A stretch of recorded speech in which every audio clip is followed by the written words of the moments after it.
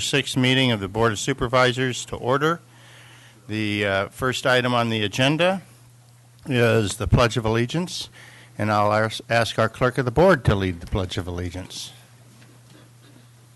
I pledge allegiance to the flag of the United States of America and to the republic for which it stands, one nation, under God, indivisible, with liberty and justice for all. Thank you, Alicia. Okay, this is the point in our agenda where we entertain comments from the public on matters that are not on the printed agenda. If you have a comment to make that is relevant to an agenda item, we will take those items when the agenda item is called. But we will have 15 minutes for public comment, and first victim is welcome to come forward. Welcome back. Thank you. Hardly a victim. Good morning, Mr. Chairman, Supervisors, and Tuolumne County residents. My name's Matt Reed. I'm from Congressman Tom McClintock's office. I'm just here to announce that from 10 a.m. this morning until 11:30 a.m., I'll be hosting office hours in Supervisor Rotifer's office. Should anyone have an issue with a federal agency you'd like assistance with, or any concerns about federal policy or anything like that, be happy to meet with you from 10 to 11:30 this morning here on the 4th floor of the County Administration Building. Thank you for coming, and please again thank Congressman McClintock for making your time available, because I know your time's his time. But we really appreciate the level of representation that we get from Congressman McClintock's office, and I would encourage any member of the public that is either here or listening to take a break from our proceedings if you're in here, and come on down and talk to Tom's representative, and we'll make your input known. Thank you very much. Thank you. Next.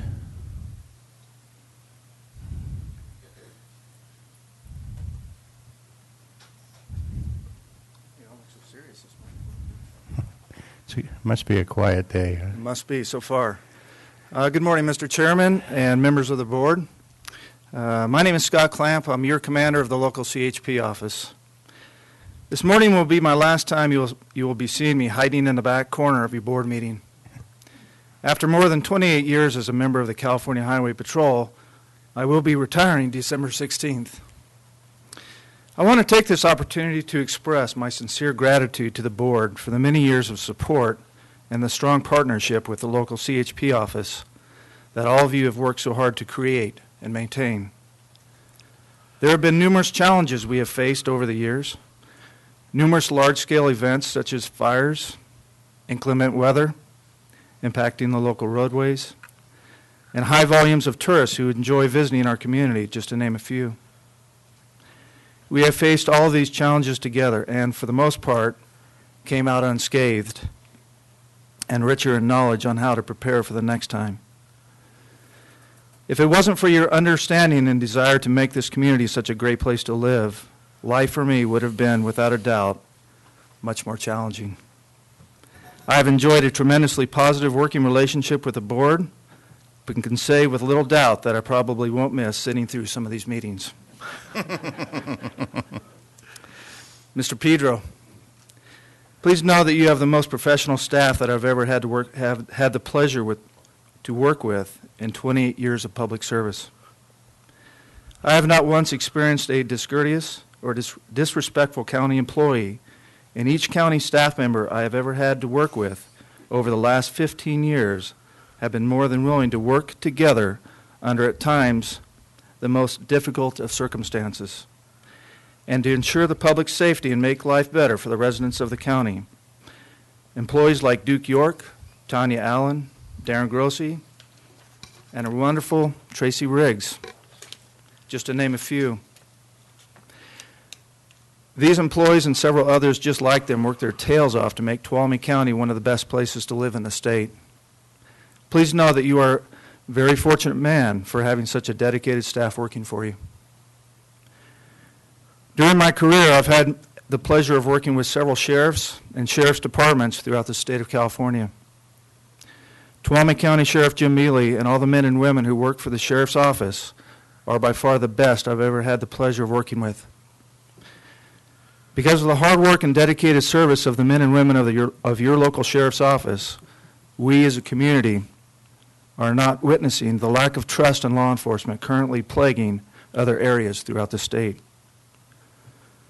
The local community trusts and supports local law enforcement because of the level of professionalism displayed on a daily basis by your Sheriff's Office. During my time as a local CHP commander, Sheriff Mealy has worked tirelessly to improve on the partnerships with other law enforcement agencies, including the Highway Patrol. When we have been tasked with addressing complex countywide issues, I know I could always depend on Sheriff Mealy and his staff to be there and make sure all the gaps are filled and the mission gets accomplished.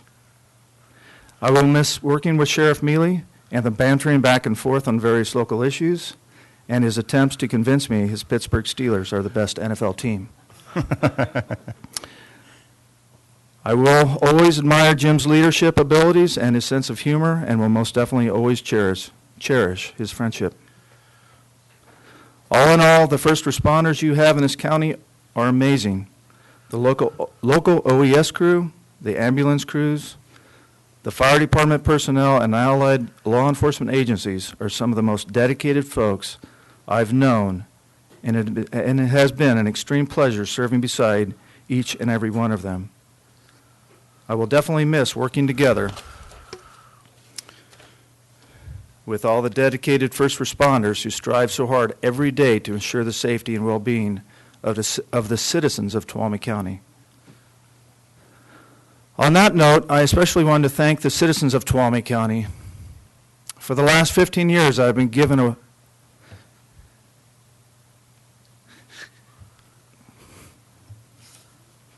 it's supposed to be a happy moment. For the last 15 years, I've been given a wonderful opportunity that very few have had the chance to experience. I've been provided the rare opportunity to serve.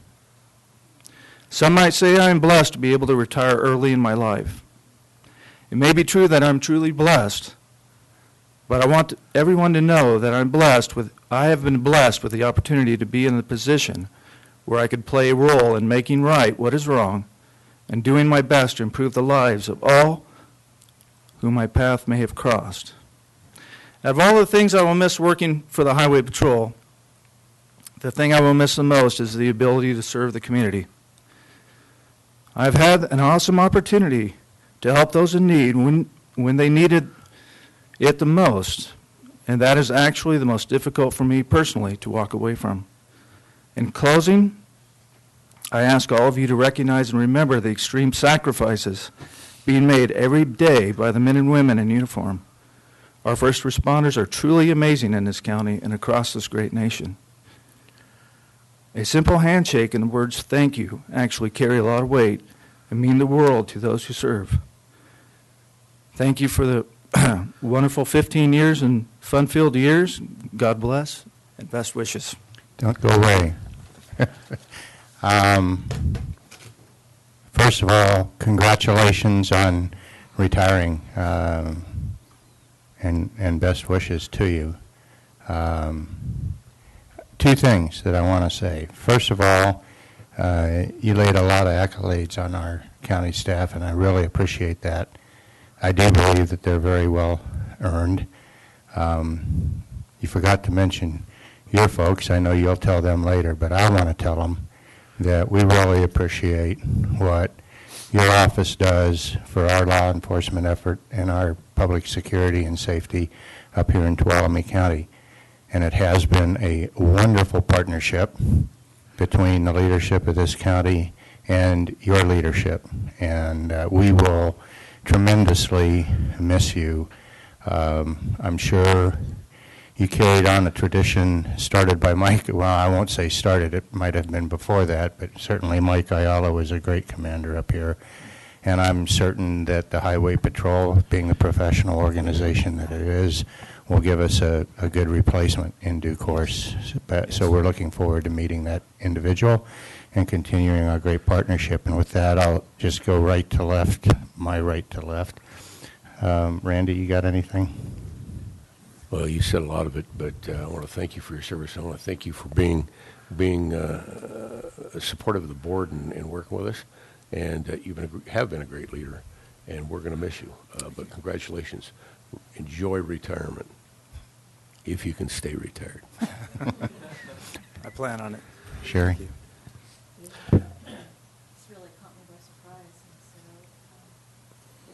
I just, success in government is really built on strong relationships, strong partnerships, and we have had such a marvelous partnership with your department, your agency over there at the Highway Patrol. And I can't count the times where I know I've called and you've either been there personally or sent folks out when there's been a question.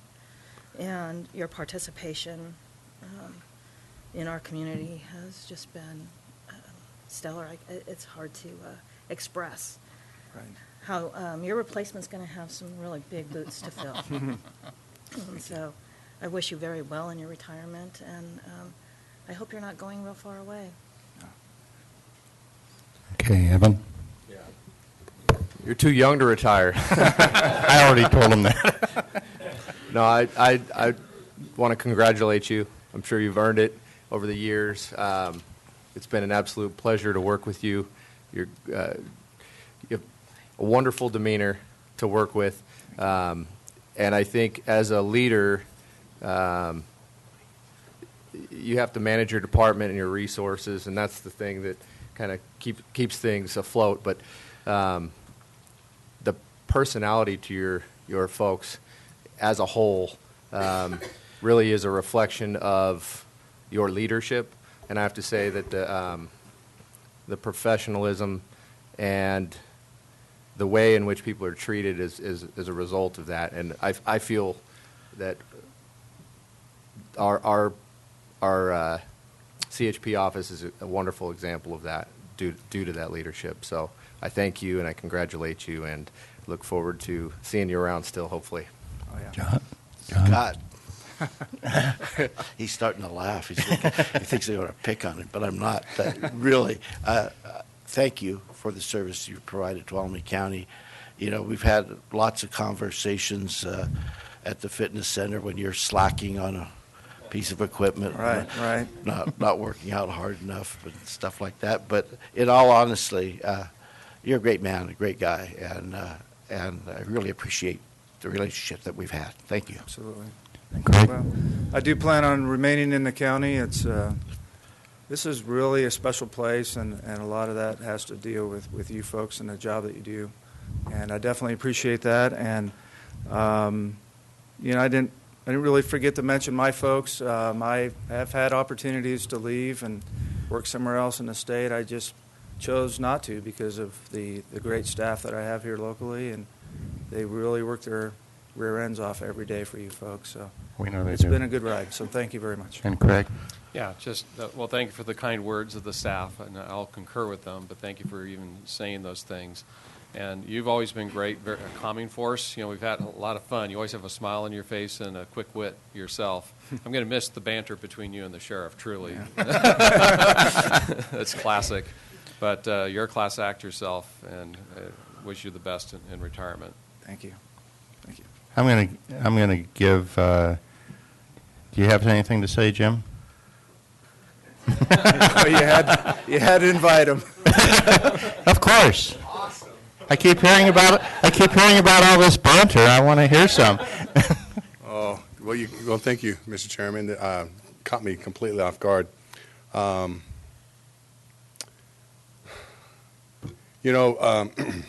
Scott is a great man.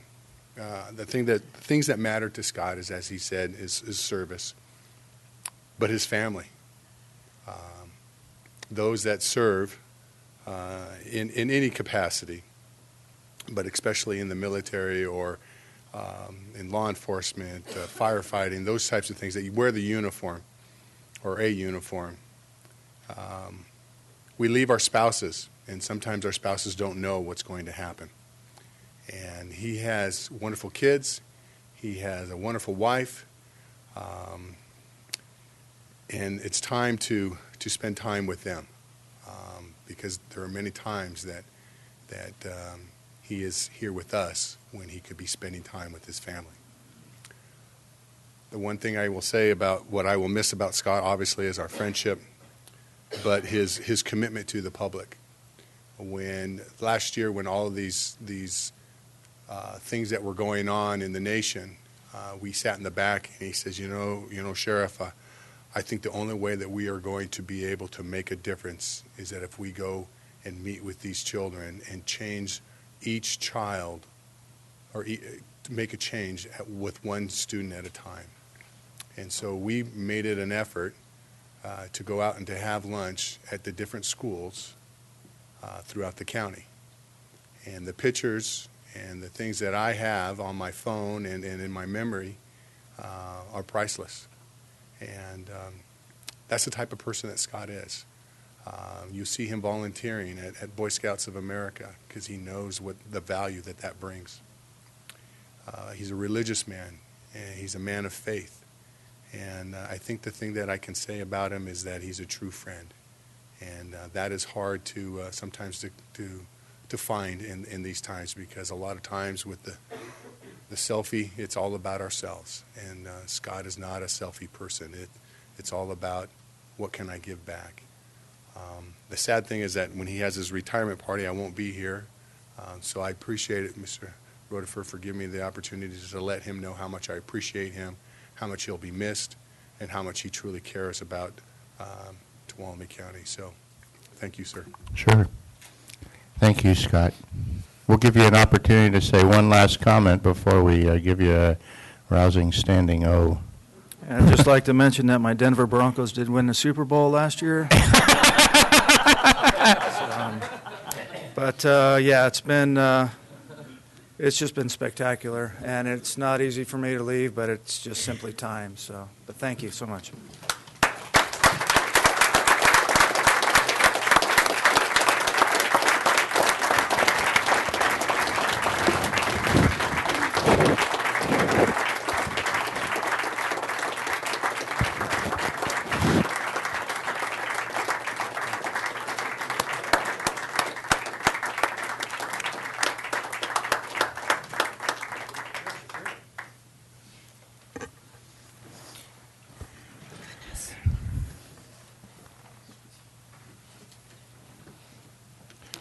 Okay, is there any other public comment? Okay, since we have more public comment, we are at our 15-minute limit, so you'll have to sit down. No, I will look for board consensus to extend. I'm willing to forego this. I'm only here because you asked me to. I'm looking for board consensus to extend the, okay, thank you. Supervisor, Citizen Hanveld. This is Randy Hanveld, citizen of Tuolumne County and the big super fan of the Columbia College Community Chorus. Now, I invited everyone to come to the Columbia College Community Chorus presentation this last weekend called Sounds of the Season. One member of the board other than myself showed up, and he wanted me to get up and acknowledge him publicly that he was there. Now, if you can't tell who that is, it was the chairman. Thank you very much for showing up, Mr. Chairman. Okay, thank you. Any other public comment?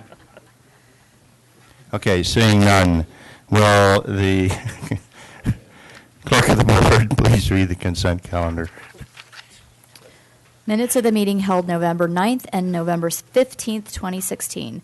Finding that a summary of ordinance number 3303 was published, authorizing the Tuolumne County Fire Department to apply for an Office of Traffic Safety grant funding for extraction equipment in the amount of $55,000. Approving the termination of an easement with United States Forest Service for the portion of Dodge Ridge Road that encompasses Dodge Ridge Ski Area Parking Lot and Chair 5 Road. Accepting the annual reports of the accounting activities related to the Tribal Road Mitigation Fund during fiscal year 15-16. Accepting the annual traffic mitigation fee report for fiscal year ending June 30th, 2016.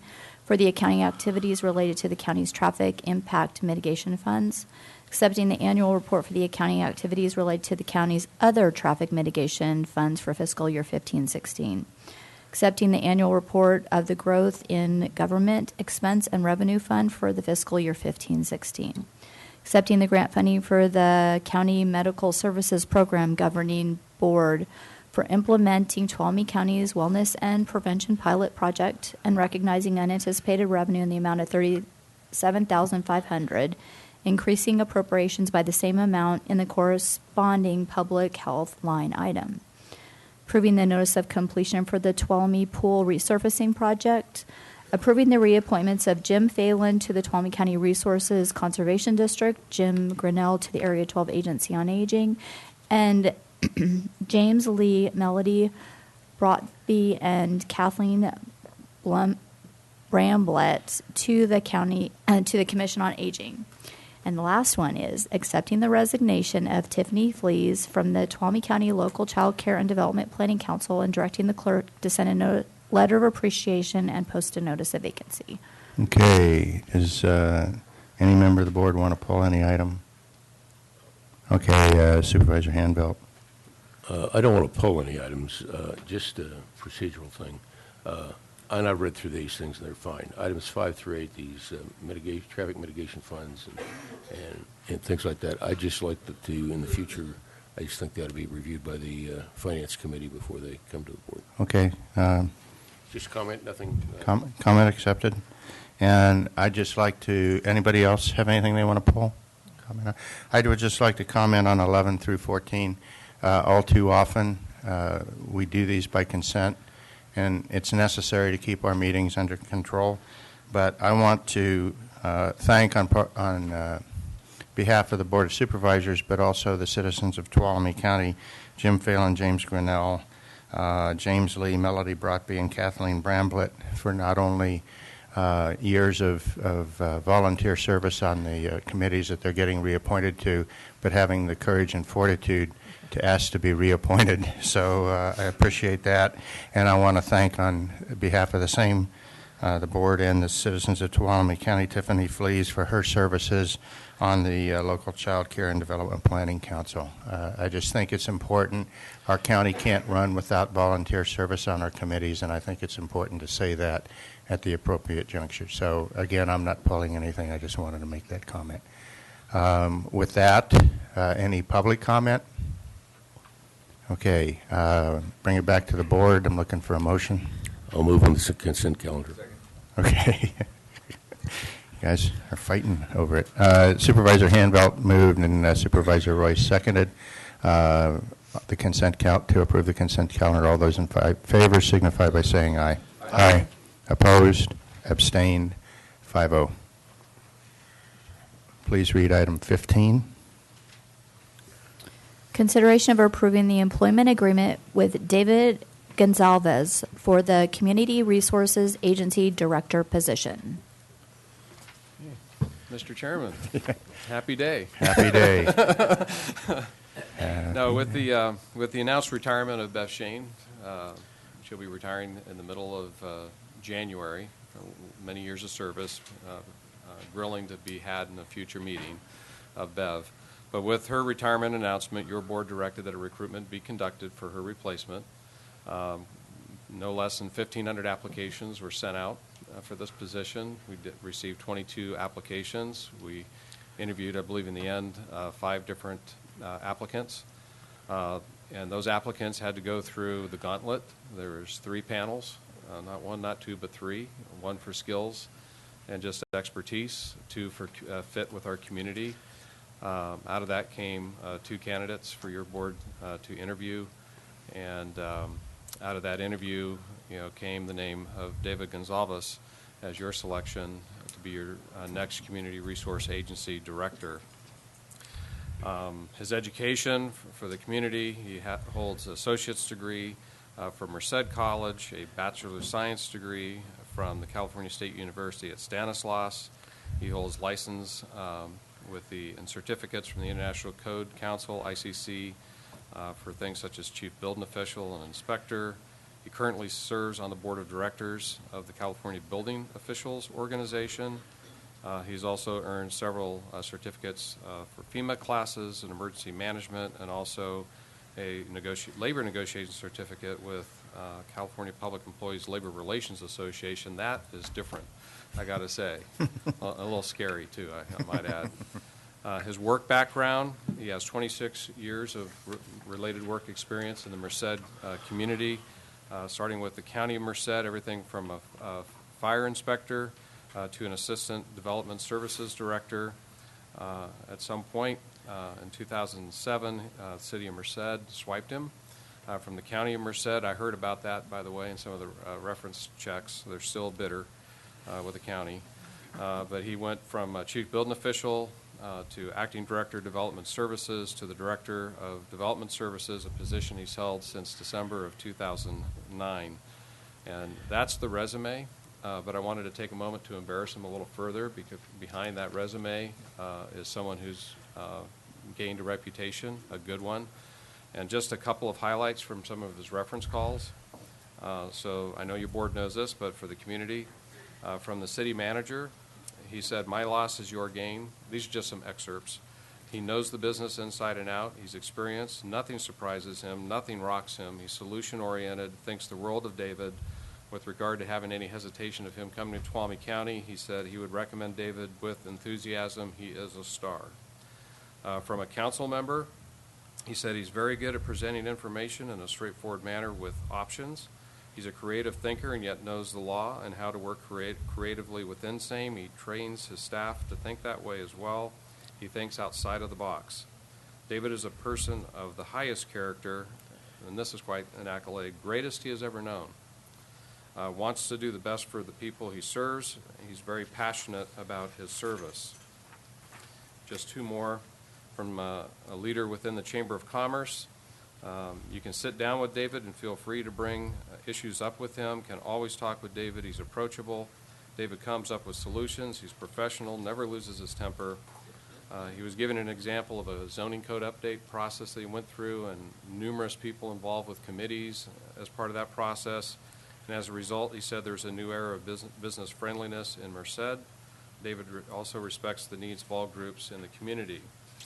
And then from a business leader within the Merced area, said David is a man of integrity. He's professional, respectful, capable. He gets projects done on time or sooner. He's great with people. His staff reflects the same attitude. He exercises common sense. He helps make things happen. David ensures mistakes are corrected and people are trained so they are not repeated. And then again, with regard to a recommendation, was there any hesitation? He said none. He's a man of integrity, great work ethic. He's reasonable, exercises common sense, would hire him in a heartbeat. And this particular person, a businessman from the community, said he made it clear that he doesn't give praise when it isn't earned. So that's, that's just the tip of the iceberg from 11 different interviews, background checks, just reaffirming, I think, the decision that this board has made in selecting David. So that's the resume, the background. You do have a contract prepared with David. I got to tell you one little interesting thing. We did this the right way. We did it the Tuolumne County way. When he came to sign his contract, we did it on the hood of his pickup truck in front of the park. So, anyways, proposed term is to begin January 3rd and continue unless modified by mutual agreement of either the board or David. And with that, it's recommended, with great pleasure, it's recommended that your board approve the attached the employment agreement with David Gonzalez to serve as your next Community Resource Agency Director. Okay, thank you. Public comment? You got to get up.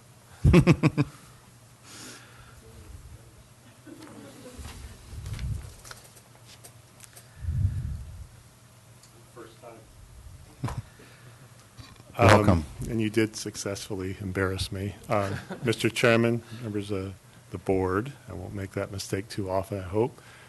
I am truly honored. It's a privilege, and I am humbled to be before you and this large group of the community here.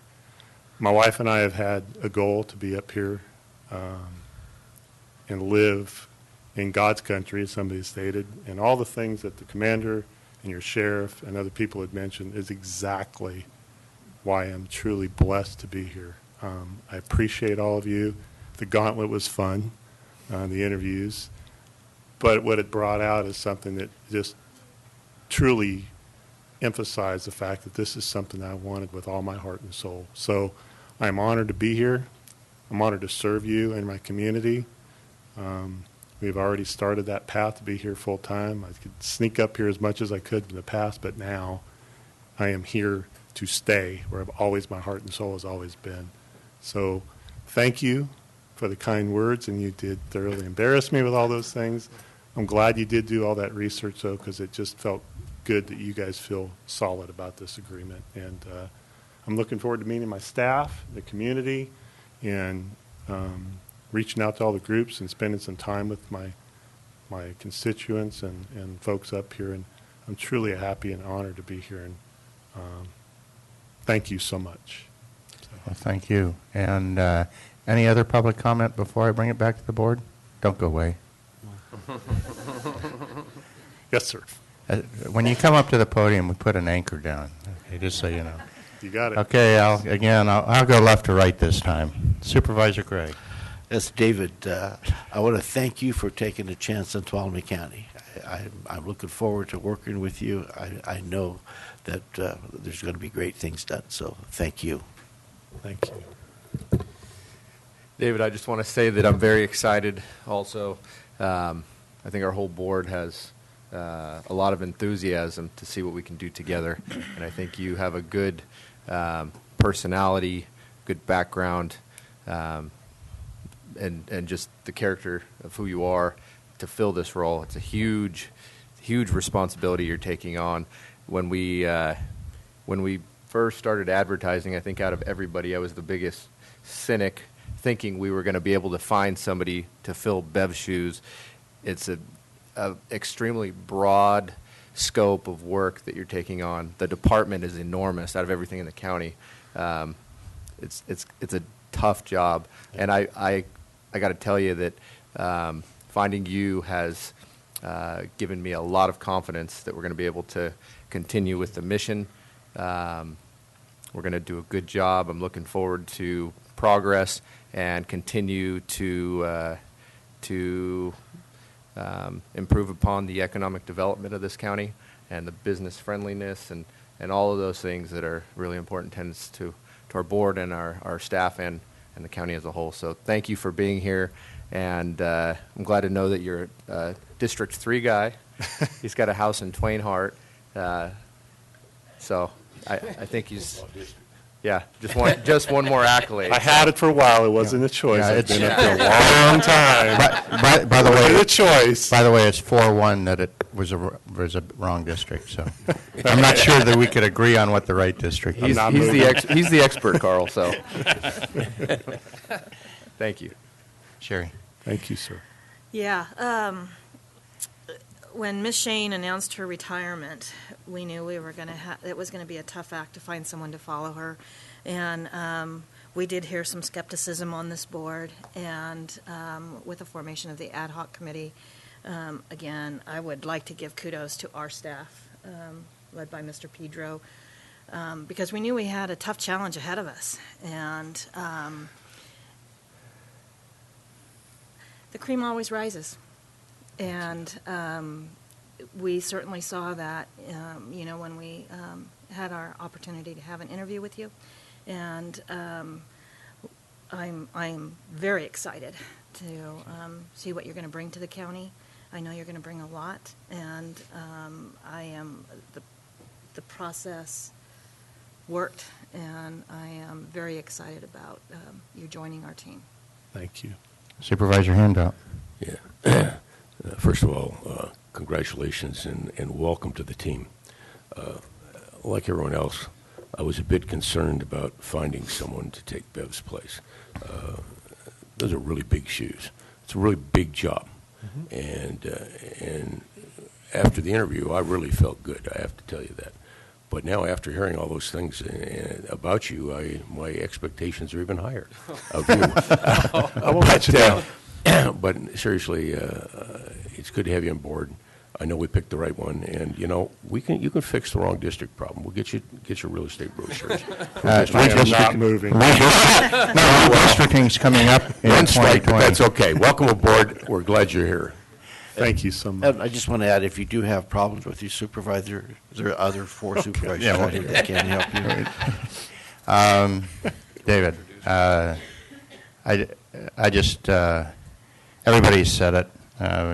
We felt extremely challenged to fill this position.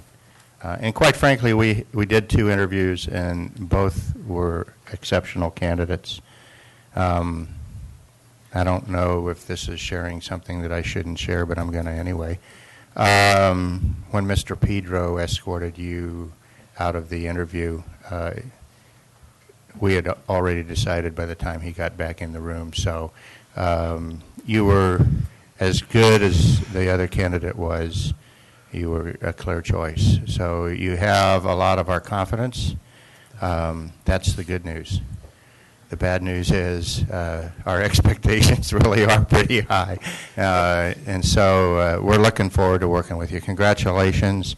Thank you for wanting to come to Tuolumne County and bring your talents with you and your lovely bride. And we're looking forward to working with you. Well, I'm going to introduce my lovely bride. Good, please do. Gonzalez is in the back here. The old adage behind every good person or man is my wife, and I'm telling you, she drives me. She's always there for me. I'll offer her the opportunity to come up and say something if she wishes. Don't No? want to do Well, that. she's shy. No. Please don't do that to me. Supervisor Thank you. Hanvelt, you got to come back. The right term is behind every great man, there's a greater woman pushing. I'm all right with that. All right, okay. Mr. Chairman? Yes. It'd be a privilege if I could make the motion to approve the contract with David as our next CRA director. Okay, do I have a second? Second. Okay, I have a motion by Supervisor Hanvelt and a second by Supervisor Royce to approve the employment contract and welcome aboard David Gonzalez as our next CRA director effective 3 January. Is that what you said? Yes. Okay. Any other comment, public or otherwise? All those in favor signify by saying aye. Aye. Opposed? Abstained? 5-0. Welcome aboard. Thank you so much.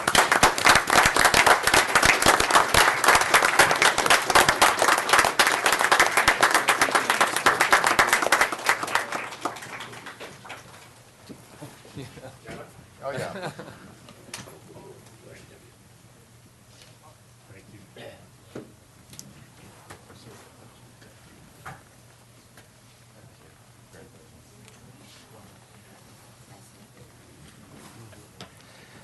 Okay, I'm going to do something a little unusual. I'm going to take an early break of 10 minutes so that anybody that is in the audience that has not had an opportunity to welcome David can do so, and we will come back at 9:50.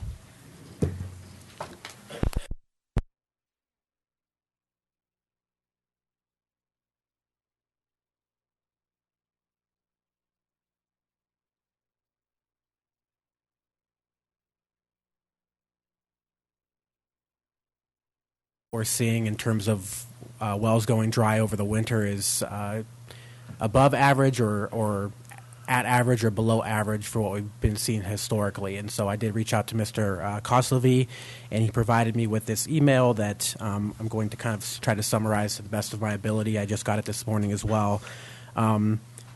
So based on what Mr. Koslevy's records indicate is that from the years between 2005 and 2010, there are about average of 12 reported well failures and 5.2 well permits taken out for deepenings. Between the years of 2011 and 2016, 4 well permits were taken out and an average of 16.5 reported well failures or took out permits for repair. What we've indicated in this and what Mr. Koslevy has indicated is that for the earlier years, 2005, 2010, we did not have, and even 2011, we did not have the CDA program. Therefore, there was no real incentive for private residents to report a dry well to environmental health unless they were going to be deepening the well or drilling a new well. However, since we've had CDAA and we have been able to provide them with a temporary water tank and water delivery, there's more of an incentive for them to contact environmental health. and let them know that they are seeing a well problem or their water levels are dropping in their well. So that's kind of basically this email is stating that because of that program, they're seeing a more of an uptick in the amount of wells that are being reported over the winter months.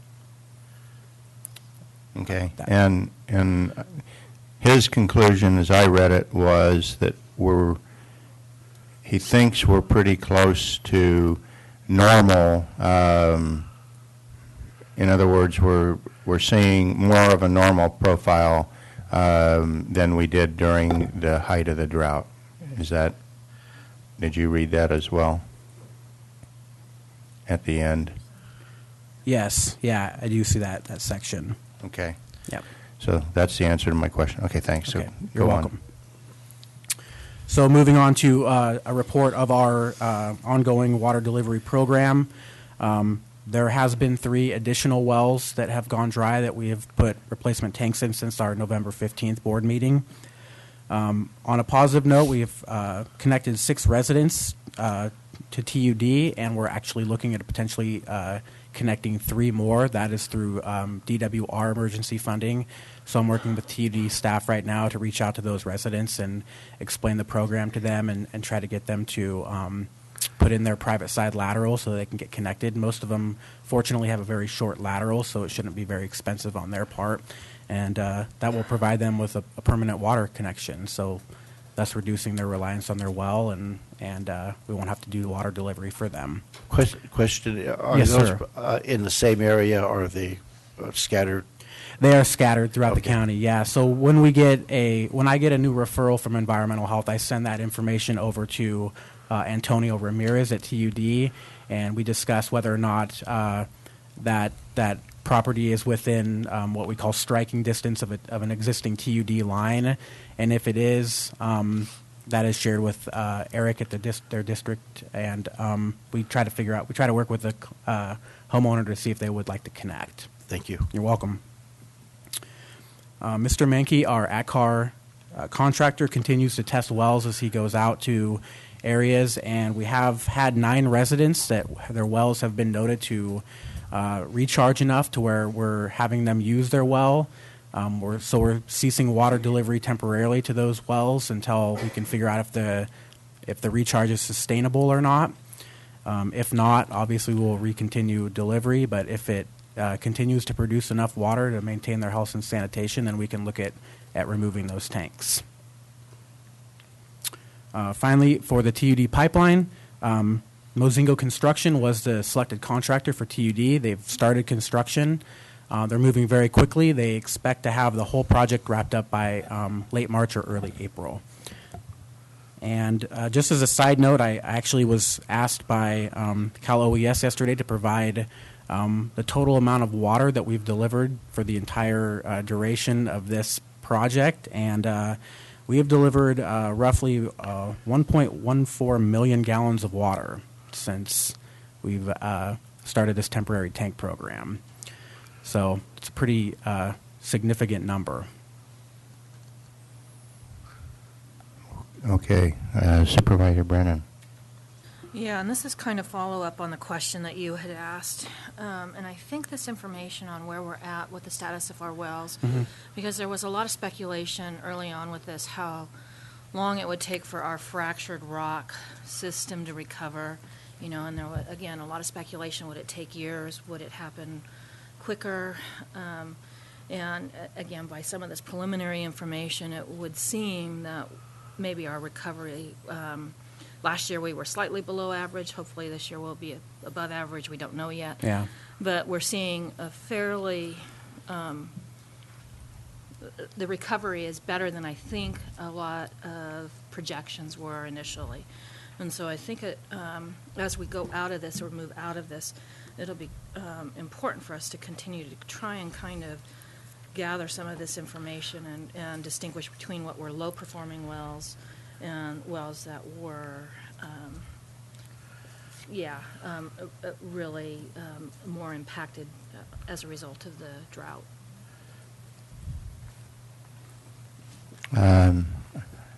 I've said it probably a year ago. I'll say it again. But my concern is as we come out of this, there's going to be, because of the amount of money that the state is spending on this program, there's going to be pressure, obviously budget pressure, when we come out of this. And what I'm most concerned about is leaving some of our people hanging out there that aren't fully recovered, simply because the state goes out of a drought state of emergency. So hopefully we're kind of looking at that. And then the second piece of that puzzle is with the people, and we've talked about it in the past, and I know you're working it, but just so that the public knows, the people that are having recovered wells and get back to what we would in my past life call ops normal, that how are we going to deal with the hardware and stuff like that, and what's the financial burden that's going to be associated with that, and who's going to cover that, and all of those X, Y's, and Z's in the equation. So, okay? Yes, sir. Supervisor Handbelt. Yeah, go over the numbers again. How many tanks are we still filling on a regular basis? 122. 122? Mm-hmm. Let me point out to everybody that the state of emergency can't go away for those 122 people. They're still dependent on that water delivery. And you know, while some of these are recovering, you know, one bad year, and these people are likely to be right back in the squirrel cage. You know, I think we've got a problem here that until we can get permanent solutions for these people, we're going to have an emergency, at least for them. And I'm just reluctant to say, give any indication, while the rate may be back to normal, we're not out of this. Yeah, my concern isn't so much that we're going to abandon some people by getting out of our state of emergency, because I don't think we're going to probably do that. Not predicting a vote by the board, but my concern is we may be still in a state of emergency but lose our state support because they'll come out of a state of emergency, and we need to be thinking about that. I do want to add that we are still in an extreme drought. So the state of California, despite the weather, we have not recovered in terms of our overall impact from previous years of drought. So I know, but whether it's this year or it's 3 years or 5 years from now, right, the likelihood is that the state will come out of the state of emergency before the county does. Right. Okay. Anybody else? Okay, looking for a motion to... I'm sorry, public comment. I'm not sure if he's done. I did have one more. Oh, I'm sorry. That's okay. Okay. I was going to catch you before. Not yet. Not quite yet. I did send out an email regarding the water conservation comment period that and I'm sorry, I'm not very familiar with this particular issue, but I did speak with Ms. Peterson, our natural resources analyst. She did want me to remind you that the public comments that John Mills was working on had gone through the Tuolumne County Water Agency and were submitted via consent on the November 17th meeting, I believe, in the board. And the comments that are due on December 19th are going to be the very same comments that were previously submitted. There's going to be no change to those. Okay. So I just wanted to make you all aware of that. Okay. And with that, I am... This is the end? This is the end. Okay. For public now. comment. Okay, now I'm looking for a motion. Okay, I'll move that we continue the state of emergency. I was trying, but that's okay. Oh, okay. Go ahead, you got it. I'll second. Okay. You didn't even get the second, John. No, so you got the first, he's got the second. Okay. Supervisor Rutherford moved and Supervisor Handbelt seconded that we continue the state of emergency due to drought. All those in favor signify by saying aye. Aye. Opposed? Abstain? 5-0. You guys got to be quicker. Okay. Item 17. Consideration of adopting a resolution continuing the local state of emergency as required by the California Emergency Services Act, Article 148630C, due to pervasive tree mortality. Is this yours? This is ours. Ours. Okay. Ours. I like teamwork. Yeah, we're definitely sharing, whether he likes that or not, I think. So Tracy Riggs, County Administrator's Office and OES Coordinator. This item is a cascading event of the drought, and as always, we bring it before you no less than every 30 days for your board to consider renewing the proclamation. Since the last board meeting, there's some information that we will update you on. Supervisor Hanvell and I continue to attend the Governor's Task Force on a monthly basis. It's the second Monday of every month. And so we did go on November 14th, and we go again on the next Monday on December 12th. So, as you know, the U.S. Forest Service came out with another estimate of dead trees, and it's up to 102 million, and this report is several months old. By the time they did the flyover, did the analysis, we know that there are most likely millions more out there, and unfortunately it continues to grow. The good thing is with this weather, it will slow the beetles down a bit, but we are seeing when we do projects, we'll mark trees, and by the time we get the contractor out there are more already that are showing signs of mortality since the time that the foresters were out there. And they're not just marking those that appear dead, they are looking for infestation too. So if something looks green but that has the clear signs of infestation, they will mark those. So it's kind of alarming at times when we do this, and so we are working with county council at times when we'll do an amendment because now the scope of work has changed. Instead of having 300 trees, we may be up to 325, and by the time they do the 325, there may be another 25 that have died. We want to get them while they're there rather than having to do multiple projects, and while we have those right of entry signed. So, as we discussed before, we have the work that our project coordinator, Mike Albrecht, is doing, and then we also have the work surrounding our facilities that Ed Hogue is overseeing, and those were we had two different contracts that went out up in the Groveland area and then over here on the Sonora side. So in the Groveland area, it was Down to Earth Tree Company, and they did their work. It's completed, and Ed was very satisfied with their work. And then Nate's Tree Service did the work on this side of the county of Highway 108, and that has been completed as well. And again, Nate's Tree Service did a fantastic job.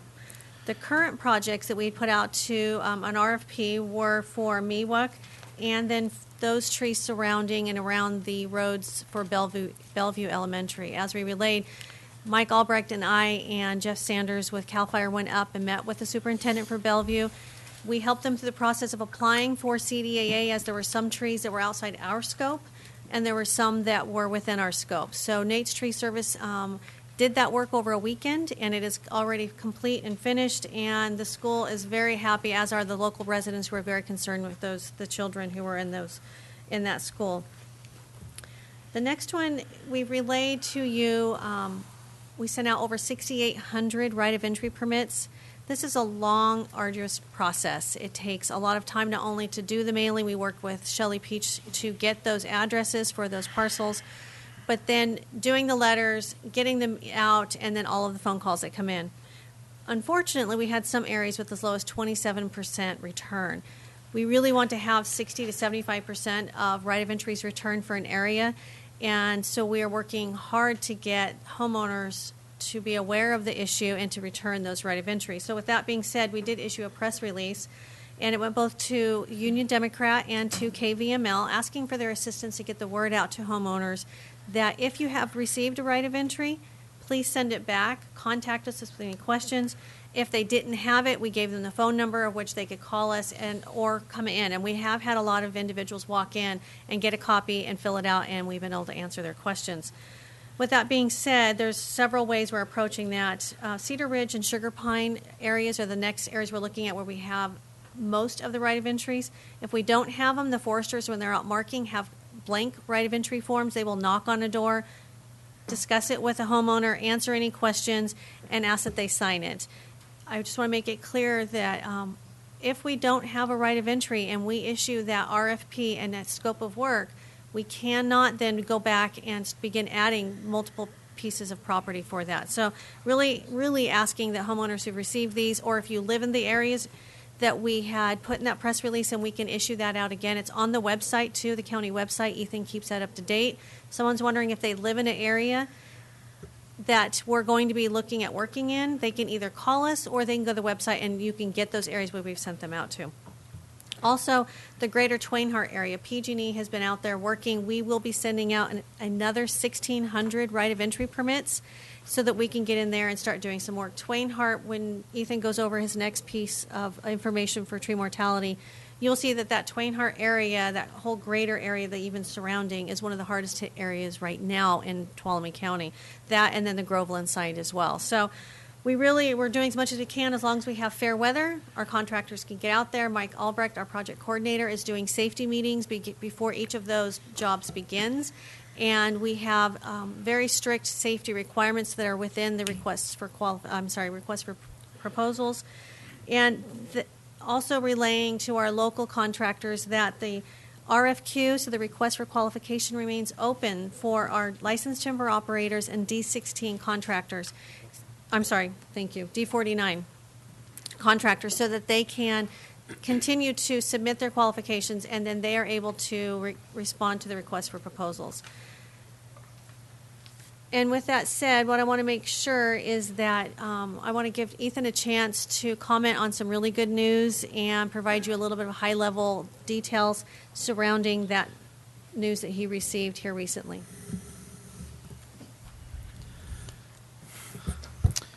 Hi, Ethan Billigmeyer, County Administrator's Office. So we, back in October, I applied for some CAL FIRE SRA tree mortality removal grants. We applied for 15 of them for a total of $3 million. I am happy to report that we just got word that we have been awarded $2.4 million, those grants. So we had 11 of those 15 were approved. Those projects can be used for both tree removal around private property, so trees that are within 300 feet of a residence. We can use that money to remove those trees to further protect public health and safety. And we can also use some of that money for tree removal around our CSA roads, our community service area roads, so roads that are not county-maintained roads per se, but we have a contractual obligation to do some maintenance on those. So that will further assist those residents that live in those areas to make sure that there's safe ingress and egress for them, and as well as emergency responders in those areas. Question? Yes, sir. Can that money be used in conjunction with the TARP program, the group that has been volunteers that are collecting money to the TMAP program? TMAP, yeah. So TMAP did apply for these grants as well. Unfortunately, their grant proposals were not selected. So essentially, with our tree removal program for the residents that are within 300, that have trees that are within 300 feet, we are structuring this in a somewhat similar way as we are with what TMAP is doing. Because these grants are only $200,000 a piece, which is why we had to apply for so many of them to make it worthwhile. We need to try to stretch these funds as far as possible. So what we're going to be doing is Ms. Riggs and I are going to be working with Sheila Shanahan at the Housing Division to come up with a median household income sliding scale kind of justification to help. We're going to probably have to have some homeowners pitch in some amount of money to help stretch these dollars even further so we can remove as many trees as possible. As you'll see in the far right-hand column, estimated number of trees. These are estimates that I came up with, as well as with assistance from Madeline Amlin in our GIS department, of the number of trees in these project areas that could potentially fall within the treatable areas that we're looking at. So you can see some of these numbers are quite large, and obviously this amount of money, unfortunately, will not be enough to remove all of those trees. So we need to figure out a way to be able to stretch these dollars even further to try to assist as many people as we can.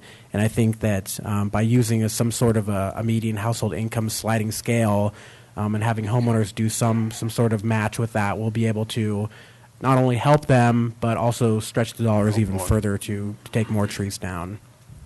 Thank you. Yes, sir.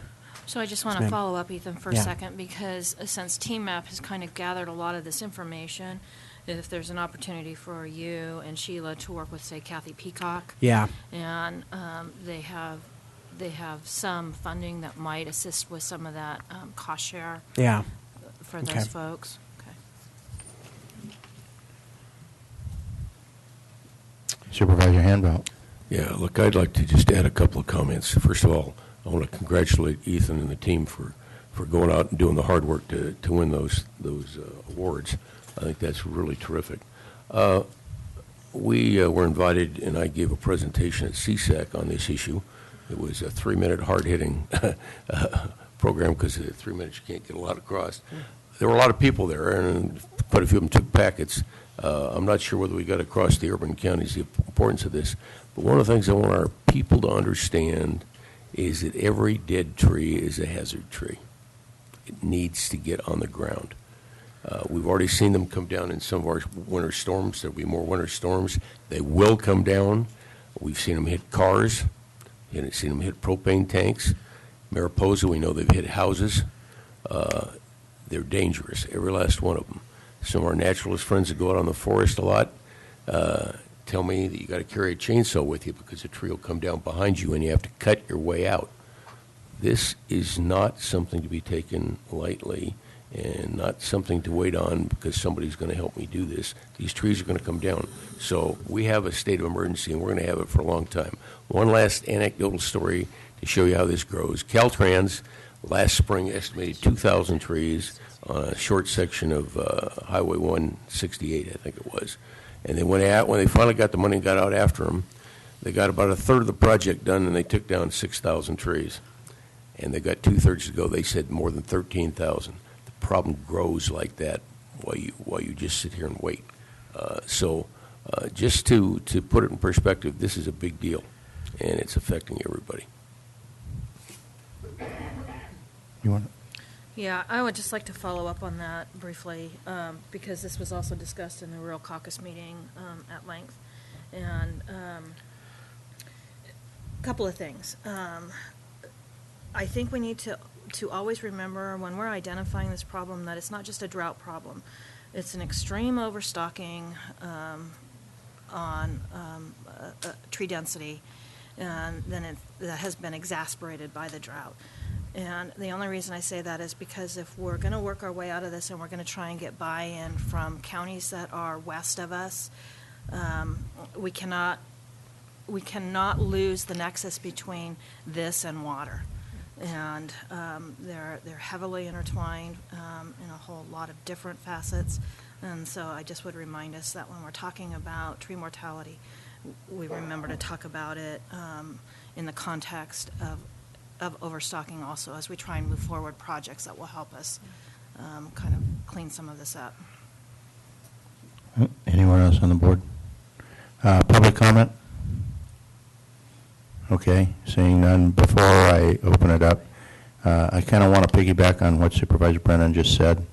I think it's very, very important. I'll be reporting in reports on my experience at Aqua, but there is a large body of data that various power companies that work in the foothills in the power generation business that track water levels in some detail and over long periods of time have accumulated that clearly indicates the nexus between forest density and water quantity and quality. So one of the good news things, as these trees die, unfortunately, it is likely to improve our groundwater table, but they are, as Supervisor Handbelt said, a hazard, and we have to get them down.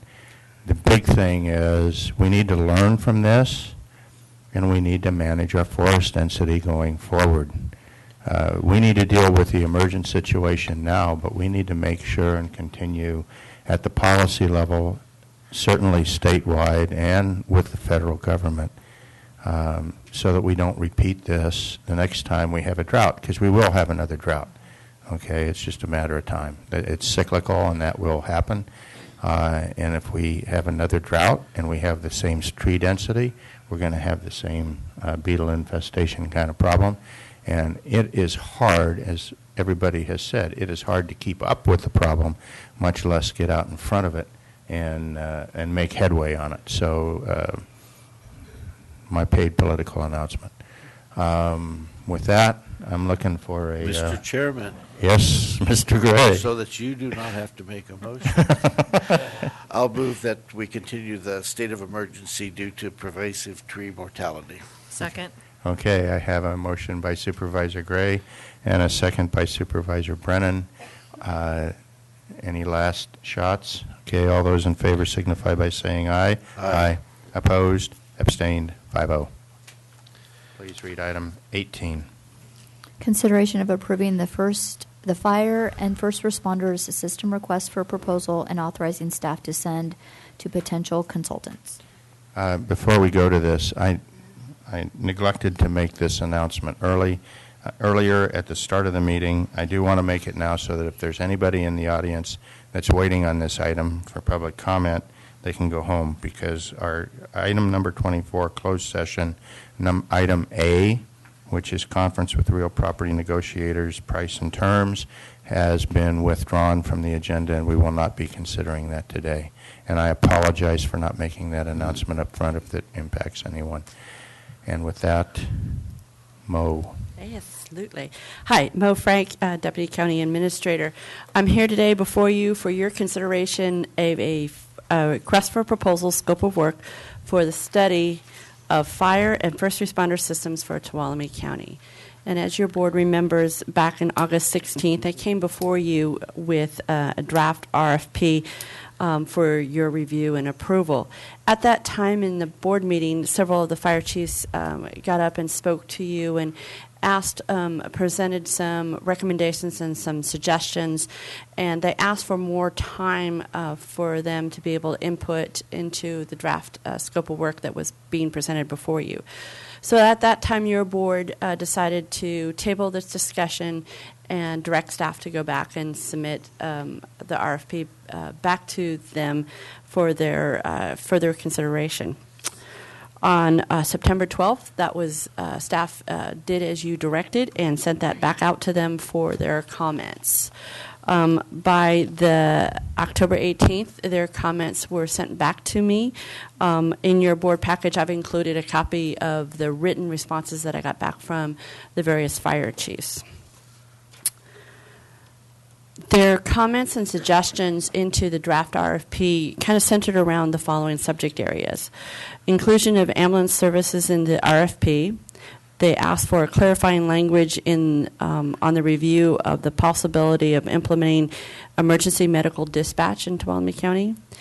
They asked for clarifying language on several of the items in the expectations section of the RFP, and they added or requested more detailed language in several of the sections. So today before you for your review and consideration is a final fire and first responder system RFP. This RFP does incorporate most of the suggestions that I received from the fire chiefs and from the EMS system. The things that were not added, and I listed them in your report, but just for the public, is additional statistical information to the consultants was asked to be added at this point. I did not add the various other additional statistical information. That's something, as I do RFPs, that's something that the consultants, it's up to them whether they feel they need this information or not, and in what form or format it needs to be. So I didn't think we needed to include absolutely everything in the kitchen sink into this RFP at this time. The other item that was requested for inclusion from one of the fire districts was Sierra Conservation Center's fire department in the study, and I did not include that in this revised draft that's before you for consideration, because when I met with the other chiefs in the county, they felt that this was including them in the system did not make sense because they weren't part of the auto aid agreement, that their responsibility is the prison down in the Jamestown area, and they could rarely go off-site and be part of the system like the other fire districts are in the county. So I did not include them in this study. If your board approves the release of this RFP, it'll be sent out on Friday, December 9th, with responses due back on Tuesday, January 18th. The amount of funding now for the study is $100,000, has been set aside, and it's coming from two funds. So it's your county fire fund and your ambulance fund. And I'm here to answer any questions you may have. Okay. Do we have any public comment? Okay, seeing none, bring it back to the board for questions, comments, motions, whatever you feel inclined to do. Just a comment. In reading the material, it looks like most everything that was addressed is being taken care of. I agree with the analysis of the Sierra Conservation Center, and with that, I would be happy to make the motion to send out the request for proposal. Okay. Any other comments or a second? I would just say that I concur in reading the background information. It seems that it's covered, and I agree with the assessment also on Sierra Conservation. And so I'll second the motion. Evan beat you. Oh. Okay, so any other comments? I'll just make one comment. This has been long coming, and I'm glad it's finally here. So with that, we have a motion by Supervisor Gray and a second by Supervisor Royce. All those in favor signify by saying aye. Aye. Opposed? Abstain? 5-0. Thanks. Item 18, or I'm sorry, 19. This is continued consideration of awarding an agreement with H.T. Harvey and Associates for biological services of record for Tuolumne County. Hey, Mr. Chairman, I'm doing my best Liz Peterson impression. Okay. So she does not have a beard. That's very true. So anyway, at your November 1st meeting, we did present a full report to you on a RFP process for a biologist of record, a contract. It described the whole RFP process, coming down to a recommendation for awarding an agreement to H.T. Harvey and Associates. It was deferred. The item was deferred to this meeting to allow time for additional backgrounds to be done, phone calls to be made, perhaps with the consultant for reconsideration today. I would just note that Ms. Peterson did send out some information where she did some additional backgrounds on 3 or 4 of some of the clients of H.T. Harvey and Associates to get a perspective. How did H.T. Harvey do in serving them? And those are generally positive. And I know of at least one member who did call H.T. Harvey directly to get some additional insight. So this is the recommendation is still here to award to them, but whatever the board directs. Okay, can I have public comment? None? Bring it back to the board. Anybody? Supervisor Brennan. So, a couple of things. I am sure that H.T. Harvey, I know they're a very reputable association, but I did make some phone calls. A lot of the projects that they're working on were really centered around conservation easements, and I don't think that is necessarily, I don't see a lot of conservation easements necessarily what the direction of this board was. And looking beyond that and talking to other interested parties in a number of the coastal counties, I would like the opportunity. We have a new CRA director in place, and I'd like the opportunity for him to weigh in on this. And we've been waiting for a couple of years to do this position, and I'm not in a rush so much as I am interested in getting it right. And I am not convinced that we're there. Okay. Any other comments? Supervisor Gray? Yes, we did send out an RFP. We did have the gentleman from H.T. Harvey come to the board meeting. In the background information that was supplied to us, it seems that H.T. Harvey Associates is a good fit for what we're want to do. We're not going to find the absolute perfect fit for a biologist. Biologists do what they do. They're professionals. If they're going to provide information to us, we have the opportunity to look at it. If we don't like it, we don't have to accept it. But it seems, again, like I said last time, we keep kicking these things down the road. Maybe we're not in a hurry, but we seem to be we're in a hurry months ago when we needed a biologist. So let's hire the firm. Let's put them on record. We don't have to use them. We have the ability of the new CRA director to look at it. But what are we going to gain by not putting them on record? It's not costing us anything. Okay. Any other comments? Mr. Pedro. Yeah, just one bit of perspective, and I think everyone agree you want to get the right firm on board here. But there are some things coming up as far as how long, if we do push this off for additional review, just to make sure the board's aware. The forest plan is one of the big things that your board is. It's coming to a town near you soon, and actually in a meeting with Scott Tannenberg, we were just trying to get an idea when are you going to really start. Because that's been a big thing on our agenda, and they're actually beginning pre-assessments of the forests and starting to come up with inventories of the forest, including habitats, trees, whatever. They're collecting that information now. Part of our coordination process calls for us to be integrally involved early on in that process, and that's beginning actually this month and will continue through April. I'm just sharing that is something that Scott shared with us just a week or two ago.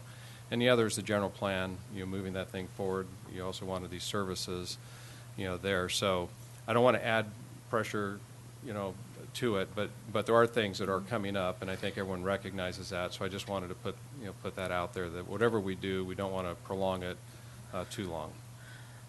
And I agree with that, but we know the pre-assessment phase that the Forest Service will take up to a year.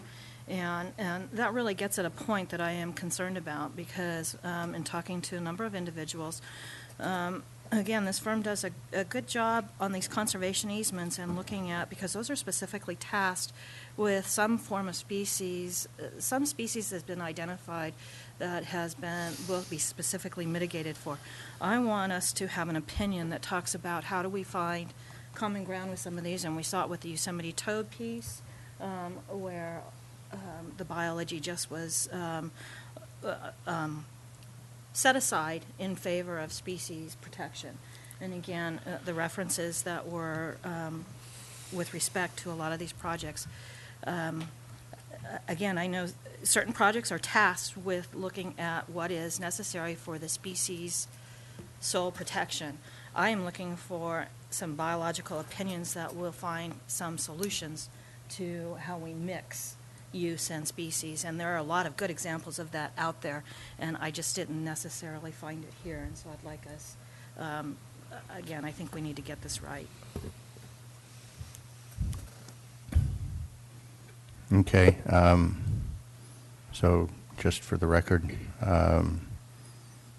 since we also have a general plan update ongoing, I'll ask County Council,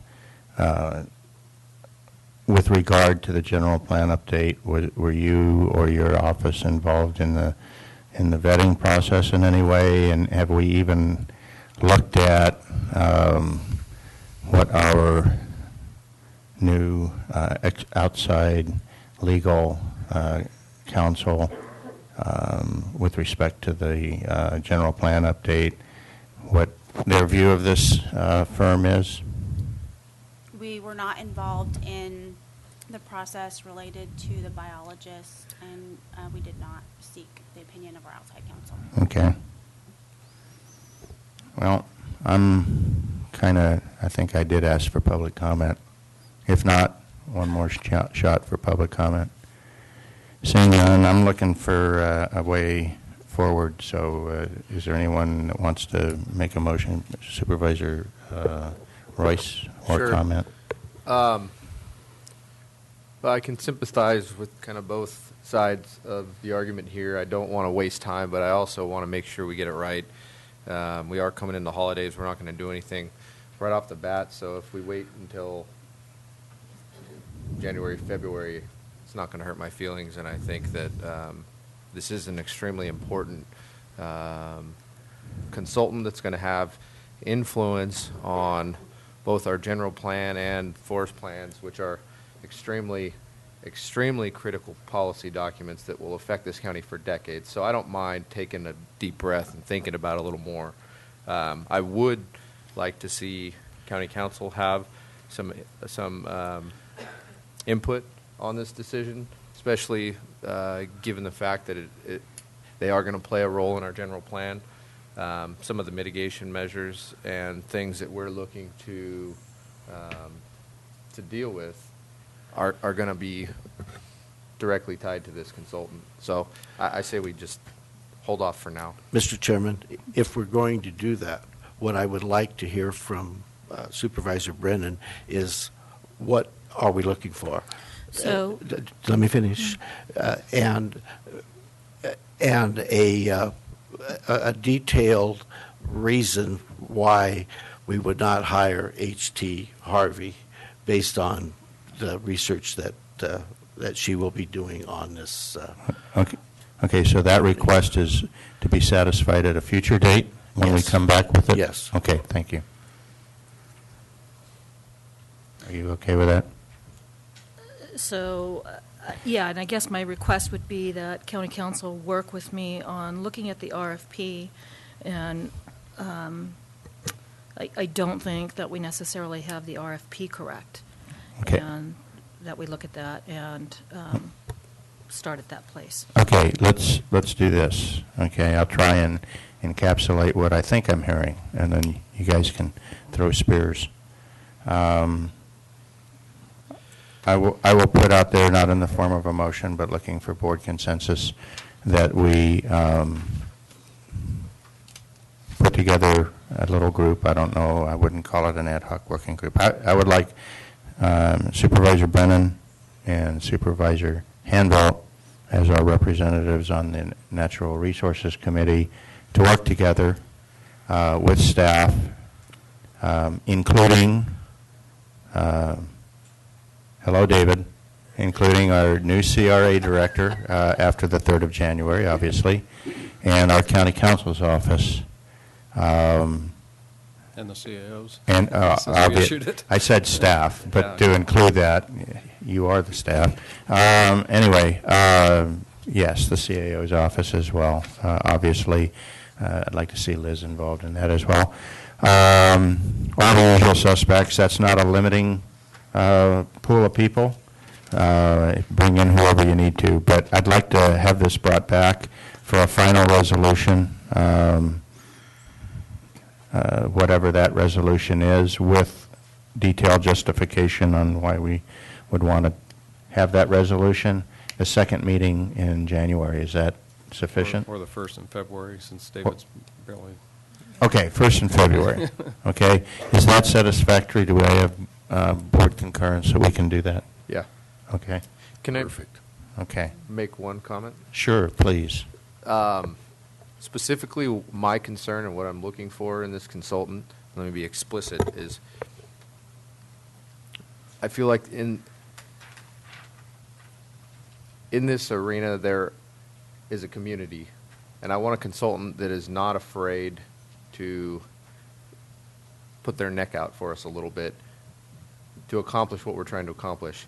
I think there are trends within science and within public lands management which aren't always accurate, and if they're afraid to go against some of the tides and the pressures that there are within that community, that will affect what we're trying to accomplish. So I want to make sure that the person that we hire in the end fully endorses the agenda and the objectives of this board.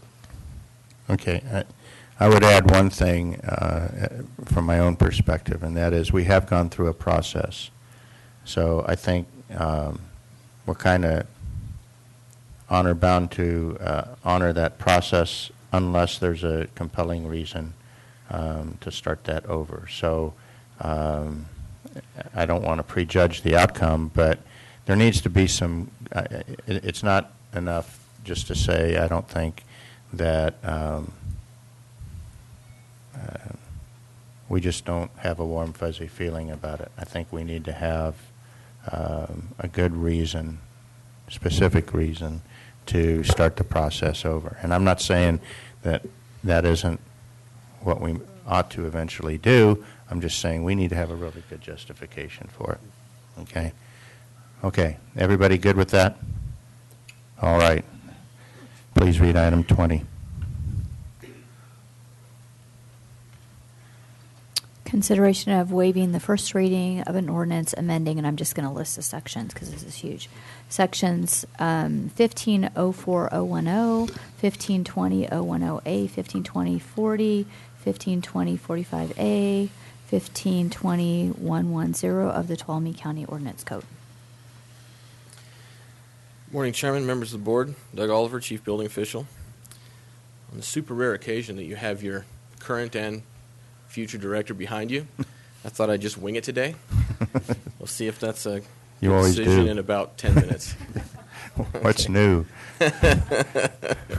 So what I have before you, as you're aware, July 1st of this year, the Building Standards Commission published Building Standards Code and gave us 6 months as a local agency to adopt.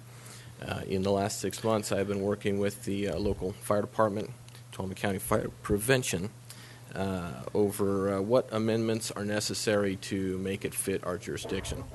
Fire department being satisfied that no additional amendments beyond what we are carrying over from last year are necessary, we're asking for you to waive the first reading.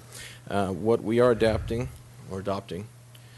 which was published by Building Standards Commission under Building Standards Code, is a 2016 California Building Code, Residential Code, Mechanical Code, Plumbing Code, Electrical Code. It keeps going. Right? Energy Code, Historic Building Code, Reference Standards Code, Green Building Standards. And what is new to this code cycle is the California Existing Buildings Code. Previously, that was in Chapter 34 of the Building Code. That has been eliminated in favor of this code text, which, to summarize what this new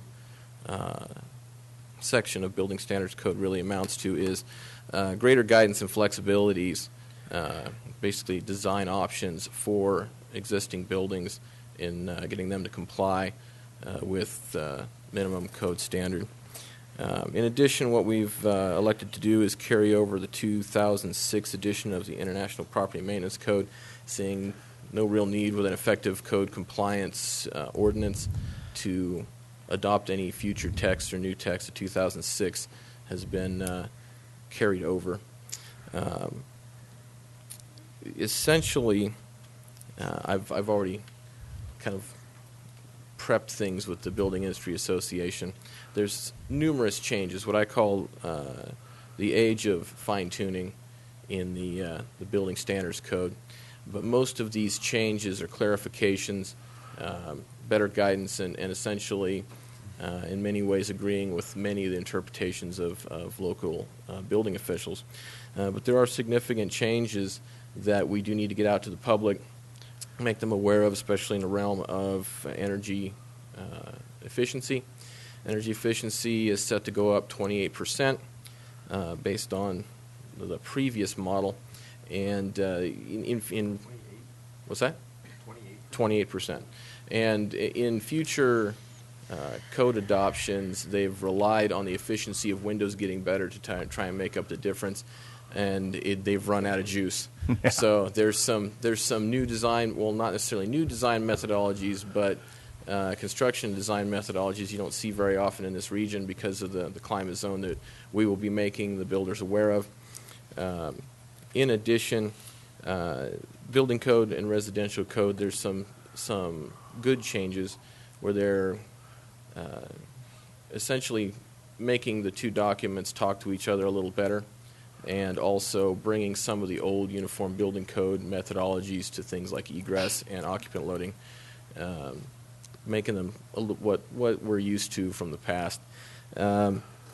What we also have is a look at my notes here. I'm not exactly winging it. That might have been a lie. We have exiting occupant load. Higher waste reduction diversion. Last code cycle, the Green Building Code established a 50% waste diversion and reduction. This year it is 65%. However, we have unique needs in this community, and there are certain things we just can't recycle because of proximity to recycling facilities. So we're currently working with our solid waste division to identify what areas we're going to be expecting as far as waste diversion and how to manage that in the field. And we'll be providing that to our builders in the future, in the very recent future. In preparation and to make the building community aware of some of the changes, I've prepared some public training that is going to be offered free to the public. I've shared this information with the Building Industry Association. We've published it on our website. On the 16th of December and on the 30th of December, we'll be offering code update training. On the 16th, it will be the California Residential Code significant updates, and on the 30th, it will be the California Building Code.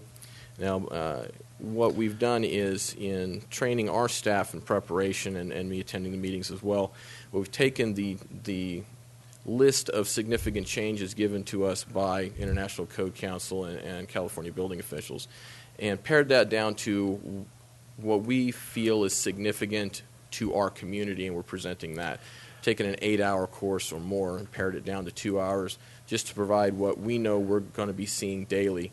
And we also have taken that list before paring it down, and we're going to be putting that on the website to inform the engineers and local designers of some of the things that, not only the things that are important to our community, but some of the things you may want to look out for if there's going to be something new coming our way, just to kind of prep the launch pad, if you will, for future development.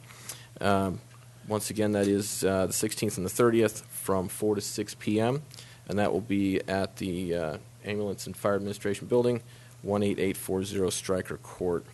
In addition, in going through the trades, the electrical code has significant small modifications throughout that text, and knowing that we have a handful of electricians here who are quite busy year-round, I am providing a quick summary of the significant changes to them as it affects our primary workloads in the community, which is residential, remodel, and new construction for single-family dwellings. I hope to have that out on the website as well very soon. And if in communication with the Building Industry Association, if they feel there's a need for public training, I'll be offering that as well. But at this time, based on what we have, I would like to turn back to the board. We'd like to request that we waive the first reading. I have a question. Go ahead. On your training sessions, how are you advertising those to let the public out there know that they're going to be available? We've published it on the website. We also have it distributed the information to the Building Industry Association so they could publish amongst their newsletter and email groups. We've also providing copies at the front counter, and I've called a few individuals that to help get the word out and inform them of. Okay. May I suggest you also work with KVML and get something out there, and also if you would send me your flyer. If you develop a flyer, I can post it in some of the more rural areas and also put it out on the email. So appreciate if you would. Thank you. I'll do that. Yeah, send all the supervisors a copy of the flyer. We'll get it out too. Very good. Thank you. And I would, can we get a PSA in the Union Democrat as well? I don't want to favor one and media outlet and not the other one. I do, but no, I'm just kidding. Okay. Thank you. Supervisor Royce, you had some questions? Sure. Most of these are questions I know the answers to, but I just want to ask them to make points. What options do we have here? What flexibility do we have here? Typically, my understanding is that we have the ability to impose more restrictive regulations, but typically not less. Is that accurate? And that is correct. The Building Standards Code, as adopted, we are allowed to make more restrictive regulations based on topographical, geographical, climatic conditions. Depending on the text, sometimes they even include efficiency. So it really depends on what we see as a need in the public. And in general, we've always erred on the side of if it's a health safety issue, a public health issue, or a structural issue that we've known to be a failure in these regions, we would make those changes. Since the code has evolved over the last 3 code cycles, a lot of what we had originally had in our adoption ordinance has been taken out in favor of the guidance in the Building Standards Code. In addition to streamlining things in that manner, having it directly out of the building code gives us more flexibility to work with designers and builders to accomplish their goals. are there any alternative codes? I know there's different IBC, whatever. Are there any other codes that we can adopt in lieu of these? Unfortunately, no. So this is it. This is it. However, one of the things that I like pointing out in these adoptions is that as the code progresses, the goal has always been to meet the needs for safety for the public, but also to make it easier to reference, easier to understand and apply. And in many of the code changes, especially in the California Building Code in reference to structural design, and exiting, that sort of thing, they'll grab a document that engineers have already used extensively, remove language in the building code and say, let's not have two, let's just go to this. And many times that offers a greater amount of flexibility and eliminates confusion. So you'll see a lot of, especially in Chapter 16, as I start talking with the local engineers, you'll see that a lot of the changes are simply eliminating conflicting or additional text and saying, go see this document, it gives you everything you need. So it's I know it's frustrating at times to see that the state is giving us one standard, but really that standard has a lot of different threads you could take to accomplish your goal, and our job is to tie in and help facilitate that. And then just to wrap it up with a comment, I suppose, the codes that we deal with in the building industry, and I'm speaking more as a contractor than a supervisor, have consequences. They add cost to projects. And it's a lot of things that are small, but there's a dramatic cumulative effect that it creates. So, for example, every garage on a new residence is required to have an electric vehicle charging circuit. You actually don't have to run the plug, but you have to run a box, and you have to have everything prepared for that, whether you ever plan to have an electric vehicle or not. Someone's been doing their homework. There's, well, no, I've been building. I've been building, and I get correction notices, so I have to come back and do this after the fact, because sometimes we learn the hard way. I mean, I could go on and on about these things, but it's like, okay, all of these things contribute to cost that passes on to a consumer. All of these things have a direct cost on the affordability of housing, whether it's a small cracker box or a McMansion. And people that are retiring here, people that are trying to work and live here and raise families, this affects them, their pocketbooks, and their ability to make a life. So I know we have to follow the rules. I know we have to adopt the laws that are imposed to us, which it always feels like a slap in the face when we're making a decision that's already been made and we have no options. But it is what it is. My point really is to influence you to use your discretion. I know that you do, as a chief building official, have discretion here to use that discretion for the best interests of the public and the industry to help counter some of the idiocy that is in these codes. And it really, the problem that I have with it is it has gone beyond health and safety. It's no longer just keeping people safe. It comes down to ideologies that have to do with energy efficiency and things like that. So when you talk about 28% additional efficiency when you're doing Title 24 energy calculation, that's already on top of multiple reductions over years. It's very difficult to get buildings to comply, and it's almost it's ridiculous. So we have one house right now. You have to put a whole house fan in to do air changes. So basically we use a bathroom exhaust fan. We hardwire it to run 24/7 to do air changes because building envelopes are so tight that they don't get natural air change. So it's just one of those things, and Doug knows these things, and there's not a lot I can do about it besides complain, and it doesn't accomplish anything. But you have some control in some cases, and I just urge you to do as much as you can to help counter that stuff. So thank you for listening to my ramble. So is that a motion? Supervisor Brennan. That's a motion if you want it. You know. And I want to just kind of take that a step farther and appreciate your acknowledgement of globally what we're talking about here. We had a really good breakout session at CSAC on affordable housing, and I actually want to reverse that term and start calling it how do we make housing affordable. And we look at these kinds of things, and it gets virtually impossible. They highlighted two studies. One ranked California 50th in the nation for housing per capita. The other ranked us 49th. And so I'm not going to split hairs. We have a crisis in California, and we can't get housing built, and a lot of it comes right back. As Evan was highlighting some of the just the idiosyncrasies that make it so difficult to get this done. And while we're rural, I certainly don't want to see us get to a place, I think, that we could look at the absolute catastrophe that happened in Oakland with folks living in incredibly substandard housing because they can't find safe housing. And so I know this conversation is going to be ongoing. I know Tuolumne County will be continuing to work with our state legislators.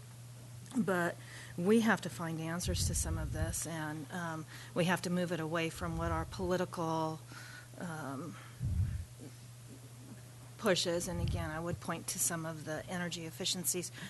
We are so efficient today, as we need to stop going beyond what is. We have to find a threshold that makes sense. Mm-hmm. And so, again, I appreciate you understanding the concept. I would be curious to kind of know if they have put a dollar figure to what it will cost to increase that threshold. They don't do that. If we have some sense of I what that can, I can would do be. some more research on the matter. I do want to point out that Supervisor Royce does make a good point regarding the responsibilities of building and safety divisions. Many builders in this jurisdiction understand the original scope, protect life, limb, and property. And if you open the code now, that is now a full paragraph that includes energy efficiency, sustainability, protection of fire personnel. So it's been made very clear that building and safety organizations have a expanded responsibility that we must take seriously. But that also means that we have to find a way to dovetail that into the development and construction in our local jurisdictions. So I expect that in the next year I'll be taking some new ideas forward to you regarding how to make this work. This year we did try and streamline things, which has been the goal, is if they make it more restrictive, we find a way to make it easier to get through it because time is money. So if we can shorten the time, it might make up for the loss on the backside, and we've done our best to move forward with online permitting. And hopefully we can expand a little further on that with some of our projects. There is new provisions for decks that I want to share with builders that could prevent some engineering issues. That's money savings. Our goal has always been to educate. Knowing beforehand prevents loss of revenue on the backside when an error is made in the field. We do our very best to make everyone aware of what's happening before we arrive, and in the course of construction, our goal is facilitation. So hopefully I'll be seeing you more frequently in the next few years on good ideas for trying to meet those needs for affordable housing. I don't know what else to say on the matter. Supervisor Hanvelt. Yeah, thank you. I share Supervisor Royce's comments and Supervisor Brennan's comments. We don't have affordable housing. This continues to be a problem in the state of California. Huge. It's on the discussion list all the time, but we don't do anything about it. And this process is flawed because we take these, quote, well-meaning, good-intentioned people who don't live where we live, and this comes to us, and this is truly a fait accompli. We must vote in favor of adding these things. We're kind of required to do it. I'm not even sure why we vote on it. We just have to take these things. But the problem is this ideological thing and these things that raise the cost. I mean, fire sprinklers on our houses, when we did that about 6 years ago, I believe, was insane. Absolutely insane to do that. The cost of the houses went up huge. When you're in a pump and well system, you can't get the flow without putting in a tank and in a pressure pump. This raises the cost. And affordable housing in this county is non-existent, largely, and it's a problem. So I think what we really need to be doing is we need to be going in and participating, if you will, if that's possible, when these things come up and having a real analysis of them and trying to get them stopped before they get into the code and we have to accept them. And I think we need to roll these back. And I think CSAC should lead that, myself, in terms of looking at these things and getting a committee informed to push back on some of these things and not this one-size-fits-all. I mean, I think fire sprinklers, for instance, in a multi-family, multi-unit complex in the city of Los Angeles is probably essential. But in a single-family house that's a vacation house here, it presents all sorts of problems. And I don't think they think about it. So anyway, I think we need to change the process. We need to go after CSAC to lead the way. And I will say that there was conversation about that at the committee level. Supervisor Royce, you had something else? Yeah, I just also wanted to thank Doug for doing the trainings. In the past, there were some trainings as we had other code cycles come in. I remember braced wall plan, prescriptive type stuff, and fire sprinklers. I would encourage you through next year to do some of those again, even though I know these are focused on the new codes, and I think that's really good, but I would like to see just continue, like refreshers on some of those other areas, just because I know even myself, I was going through prescriptive wall residential code yesterday, and it's like it's you have to be a lawyer to read a lot of that stuff. You read these sentences, and it's like I read it 10 times, and I still have no clue what the hell it's saying. So that would be good. Okay. I'm hearing more training, and at some point you're going to ask me to put the pirate hat on in these codes. Okay. Here's my comments. And first of all, I haven't heard anything from any of my contemporaries that I disagree with, so I'm not going to repeat that.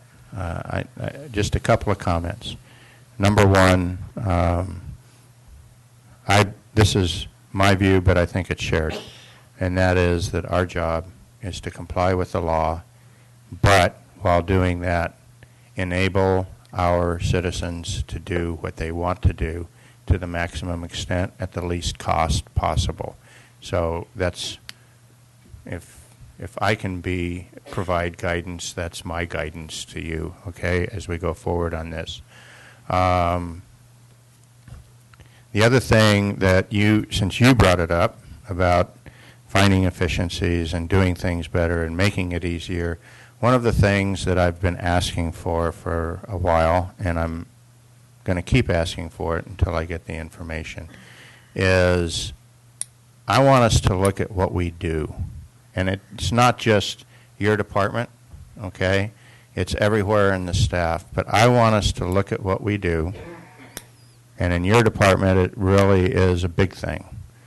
Because if we're doing things that we don't need to be doing, we're spending time and we're charging our customers for that time, okay? And to the extent that we're doing things that we need to be doing, can we streamline how we do that? And one thing that comes to mind is, can we combine inspections, okay? so that, because with every inspection, somebody has to ask to have the inspector come out, they have to wait for the inspector to come out, and then they have to comply with the results of the inspection. If they have to wait for inspectors to come out less often in the course of a project, then that's a time savings and it's a cost savings.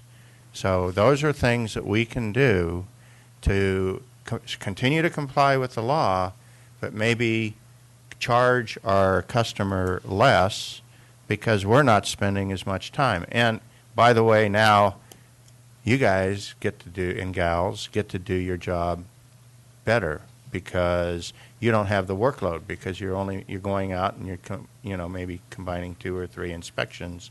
You're making 1 trip to the site and 1 trip back instead of 3 trips to the site and 3 trips back. These are the kinds of efficiencies that I really want us to try and maximize, okay? Because we can't. I mean, California is lockstep, head down, roaring forward on one-size-fits-all solutions to everything. They don't work for us, but we have to suck them up and deal with them, okay? But how we deal with them and how that impacts our customers, we do have some measure of control over. So I said that as much for David's benefit as it is for yours, okay? But there you go. Thanks for being here, David. Okay. With that, I'm looking, public comment? Mr. Chairman? Yes, sir. I'll bring it back. No public comment.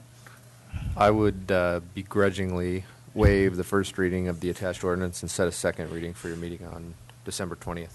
Second. Okay. Noting Supervisor Royce's begrudgment, Supervisor Royce moved and Supervisor Gray seconded.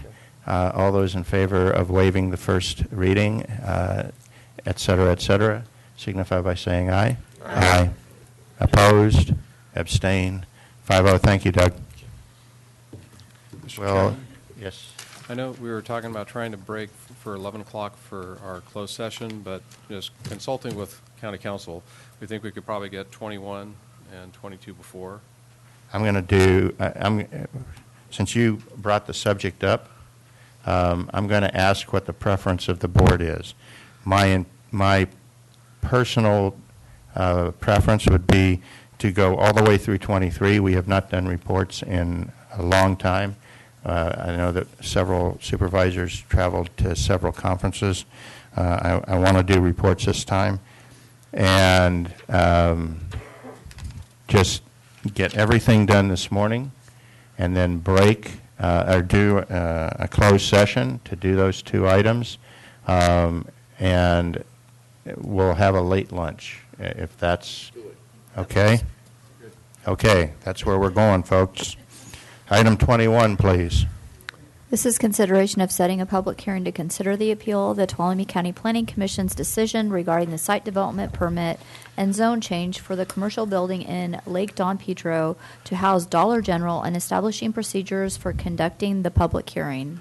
Okay. Mr. Chairman, in abundance of caution, I recuse myself from deliberation on the Lake Don Pedro Dollar General project. My partner represents the owners of a piece of property across development has expressed an interest in. Okay. I guess you get, well, no, you got to come back. You take a break. Okay. Thank you, Supervisor Gray. Okay. This is not a public hearing. Okay. I just want to make that clear. We are not making any decisions today except how we're going to run the meeting where we will make decisions. So the discussion today should be related not on the merits or demerits of the project, but simply focus on how we plan to run the public hearing that we will have at some point in the future, which will probably be part of the discussion as well. So with that in mind, hi, Bev. Good morning, Mr. Chairman. Are you getting ready to have some fun? Yes, I am. Okay. I'm doing the transition. Okay. Good morning, Mr. Chairman, members of the board. I'm Bev Shane, Community Resources Director. On November 16th, the Tuolumne County Planning Commission conducted a public hearing to consider an application from Cross Development on behalf of property owner Foothill Land Development LLC for site development permits SDP 15-004 for the construction of a 9,100 square foot commercial building that is proposed to be leased by Dollar General. And they also considered ordinance for zone change, RZ 16-007, which would rezone 1.6 acre of the 3.4 acre project site to open space as mitigation for wetland on that property. The project site is located at 14370 Las Palmas Way and 3299 State Highway 132 in the community of Lake Don Pedro. The Planning Commission hearing was attended by approximately 300 people. The hearing was held at the Don Pedro High School in anticipation for a large crowd. And similar to what we did for the Columbia Dollar General project, we had asked the Planning Commission to adopt procedures for conducting the hearing involving so many people in attendance at its meeting on October 5th. On October 5th, the Planning Commission did adopt the procedures that are included in your package. One of the main focuses of that was to establish the time that each speaker would have so that we can include that information in the notices that are sent to the property owners who are interested in providing testimony. The Commission chose 3 minutes per speaker and clarified that if someone did not use their full 3 minutes, that time could not be transferred to another speaker. That is the same procedure the Commission used for the Columbia Dollar General hearing. The Planning Commission's hearing, again, was well attended, and after hearing speakers in favor of the project as well as opposed, the Planning Commission, as a decision-making body on the site development permit, did deny that permit. The Commission also recommended denial of the open space zoning, which would not be needed since the site development permit was not approved. And the day after the Planning Commission meeting on November 17th, Joe Dell, on behalf of Cross Development, submitted an email stating his intent to file an appeal. And we have since received the formal written appeal and the appeal fee. And so we are proceeding to schedule the appeal with your board as required by the zoning ordinance. And we would ask that your board consider also conducting the public hearing in Lake Don Pedro. Two dates that the high school, which is located just down the street from the project site, making it a very convenient location, is available on both evenings of your meetings on January 3rd and January 17th. The applicant has a preference to have the meeting on January 17th. And we would suggest that the hearing be in the evening to allow the public to attend from that community. The Commission starts its meetings at 6 o'clock p.m., and we would suggest that you consider doing that as well. With that, I'll be happy to answer your questions. Okay. Does anybody have questions? I have before I open up. Schedule conflict. Okay, well, we'll talk about that. I'm going to ask for public comment at this time.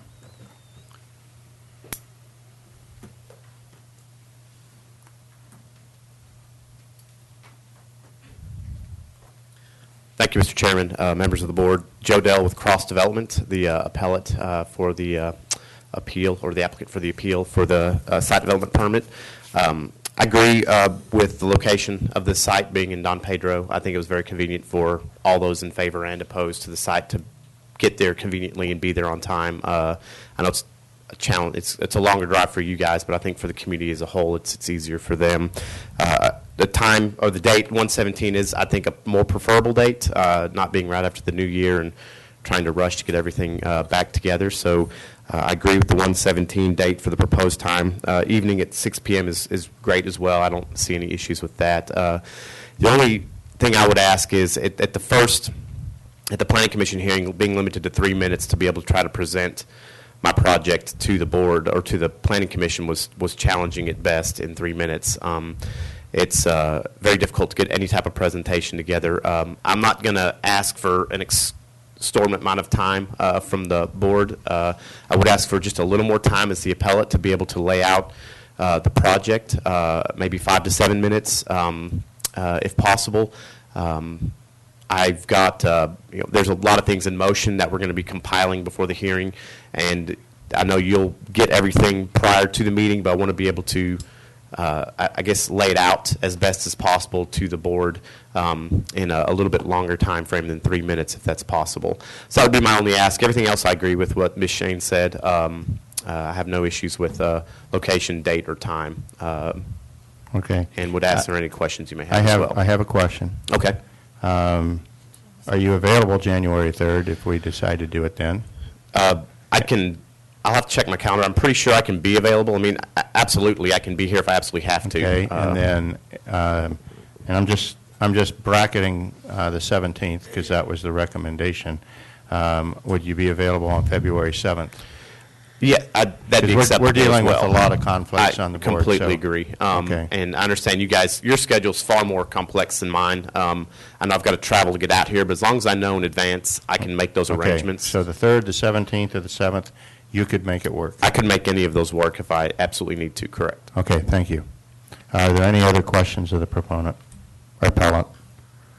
Okay. I would just note that in the recommendation, it did provide for some additional time for the appellant to describe the project. I think. Okay, and that was going to be my question, but it was going to be of staff. I saw it somewhere in here. Is there any problem with giving the appellant more time than the rest of the public comment? No, there's not. In fact, in the Columbia Dollar General hearings, your board did that. You provide 15 minutes for the applicant. The Planning Commission did not, and that is what Mr. Dell is saying. Okay, I understand. He would like to have so 15 minutes. So would 10 or 15 minutes be sufficient? Absolutely. I would be happy with as much time as you can give me, so 7, 10, 15 minutes, whatever the board feels would be adequate time for me to present. We'll be discussing something in the bracket of 10 to 15 minutes. Okay, thank you. You could make 10 work? Yes, sir. I can make 10 work. Okay, thank you. Thank you. Okay, any other public comment?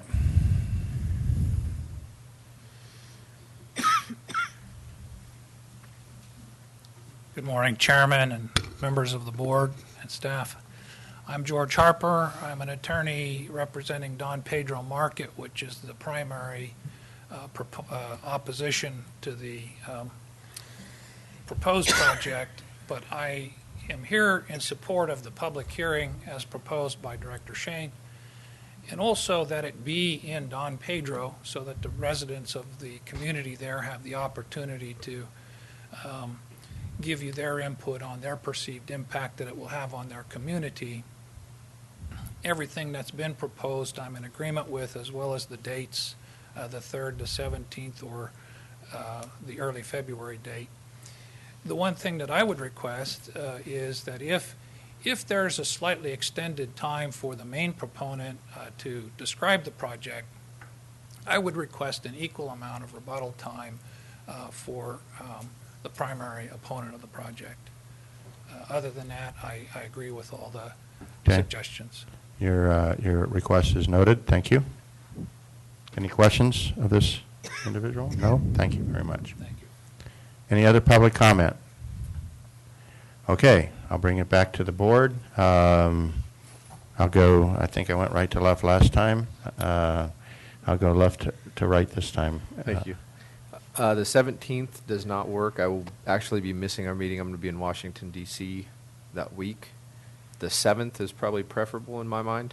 Just thinking after the new year, the other first meeting in January is a little tough. So I would prefer that. I'm okay with the 10 minutes. I'm okay with Don Pedro. I think that's... Yeah, just for the record, I think it's a general policy of this board to do these kinds of hearings as close to the major body of the public. I don't think doing this in Don Pedro is an issue. If I'm wrong, then one of my contemporaries can tell me why they don't want to drive to Don Pedro that night. We don't have parking for 300 people. Okay. It's your turn, Supervisor Brennan. So I'm fine with the 7th. If the 17th does not work, agree, it should be in Don Pedro. Question of County Council. on this gentleman's request, because it's my understanding that whatever time was set would have to be consistent for... Oh, thank you. Deputy County Counsel Carlin Drivdahl, I'm here to respond to that question. With regard to this, we're talking about an appeal, and we have due process issues. This is the applicant's project. It is also his appeal, such that he would get enough time to present his project to you. And then when the public hearing opens, that's when your time limit under the Brown Act would apply for your 3 minutes. If this was in a reverse situation, say the Planning Commission had approved the project and an individual or a group had appealed that to your board, then we would be talking about a situation where that appellant, the opponents to the project, would be given sufficient time or additional time to present their appeal to your board. So it is my legal opinion that no. Because, again, who would you designate as the one group to get additional time?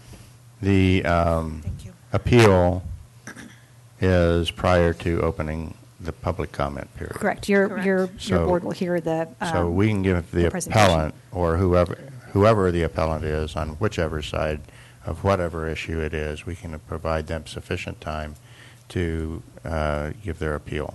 Correct. And then the public comment period opens, and that is where everybody gets equal time. Correct. Okay, thank you for the clarification. Thank you. Supervisor Hanbelt. I'm okay with everything that's been said, except the 17th just doesn't work for me. I'm your RCRC representative, and I need to be in Sacramento that evening. Okay. So 3rd or the 7th works for me. I'm indifferent. Okay. Can I direct staff to set the meeting up for February 7th at 6 o'clock in Don Pedro? Advise the appellant that he has 10 minutes and that we will provide 3 minutes per public comment. And no carryover, no borrowing of time, nothing, okay? Everybody gets 3 minutes. If they use a minute and a half, they're done, okay? They can't come back up and do another minute and a half, okay?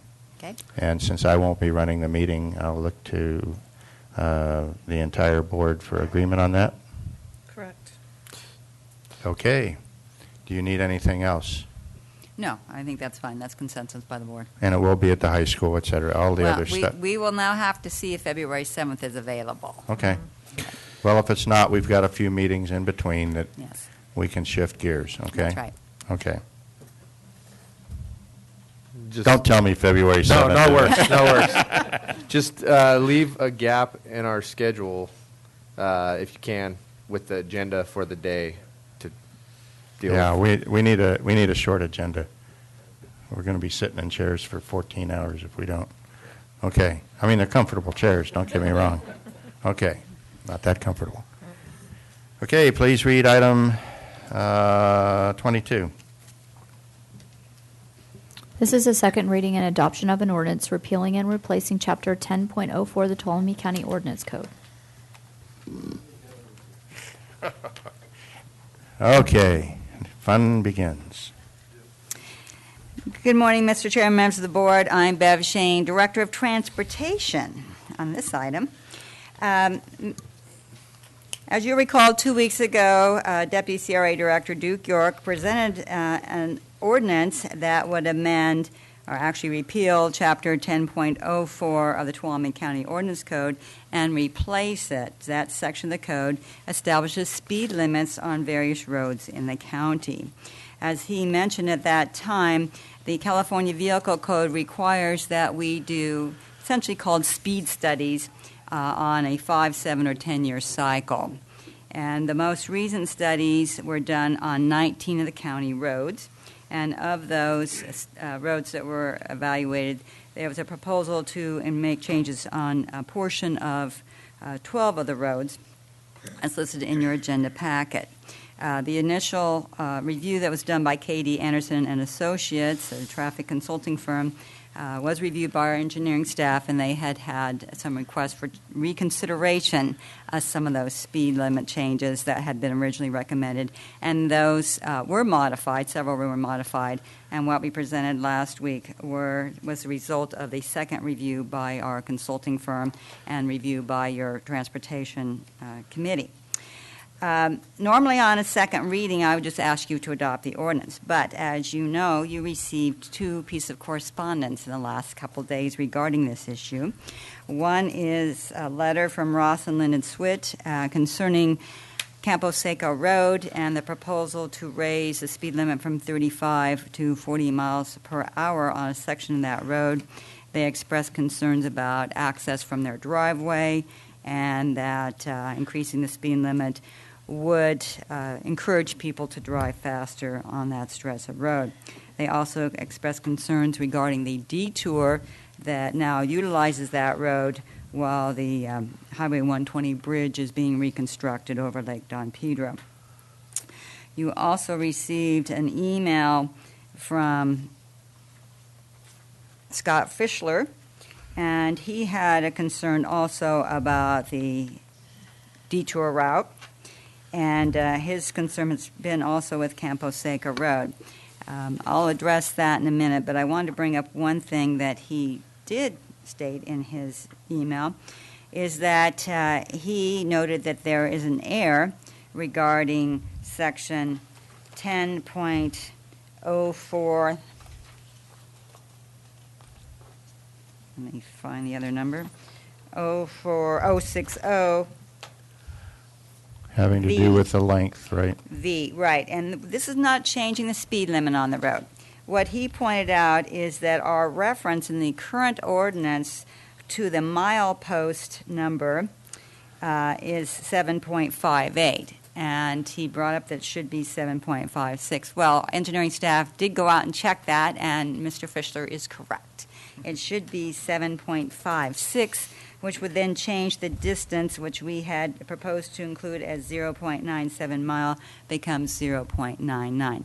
So we ask that your board, if you adopt this ordinance today, that you make those changes. We've consulted with council. Those are considered just corrections and does not require any other action by your board. They can be incorporated into the ordinance today. But back to Campo Seco Road.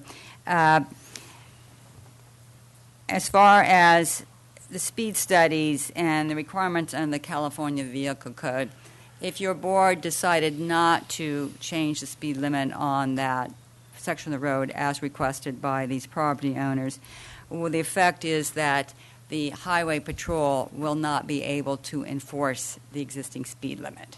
And while none of us, as we talked at the last meeting, are happy with this process, it is the way it is. It's based upon a formula that's established by Caltrans that uses an 85 percentile, and under the law, if you decide not to modify the speed limits in response to the study, as recommended in the study, then it's not enforceable by the CHP or the courts. I do have a question about timing on Yes. this, okay? And my question, I understand we're kind of, pardon the law enforcement reference, but we're kind of handcuffed on what the speed limits are going to be. However, how much flexibility do we have in the timing in implementing those? We did look into that as well, and we are required to take 2 steps after your board adopts this ordinance. One is to send it to the courts. The other is to post new speed limit signs. The state law does not specify the time frame in which we must post the new signs. So one option that we would have in the case of Campo Seco Road is to wait until the Caltrans work is done, and that's no longer a detour, Okay, which would be this spring. I can't remember, is Jacksonville Road also impacted? Not by this study. Okay. Then my preference would be that we delay implementation on Campo Seco and any other road that might, I'm not smart enough when I was reading through this stuff to know every road. But if there's a segment of road that's negatively impacted, that meaning speed limit's going to go up, that is part of that detour, I would like to delay that until the detour, and thereby the traffic density goes back down a little bit. That's just my comment. Any other, are you done? Yes, I am. Okay. You didn't say the end. Excuse me. Any other comment? Yes, Supervisor. I would agree with that. You know, I travel the road just about daily, and if the radar speed sign was not there in place, people would be going a lot faster. So it would require changing that. It says 35, and I think we need to leave that to where it's at. Okay. And if I could just note, the CHP has been very cooperative, and they have done Absolutely. extra patrols out there, Yeah. and they have been able to cite some people. Yep. Yeah. Okay. Anyone else? Okay. Public comment, please. Come on up.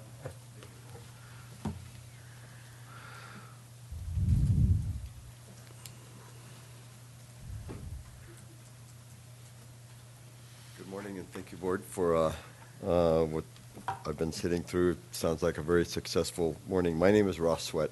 I'm one of the people that wrote you guys a letter.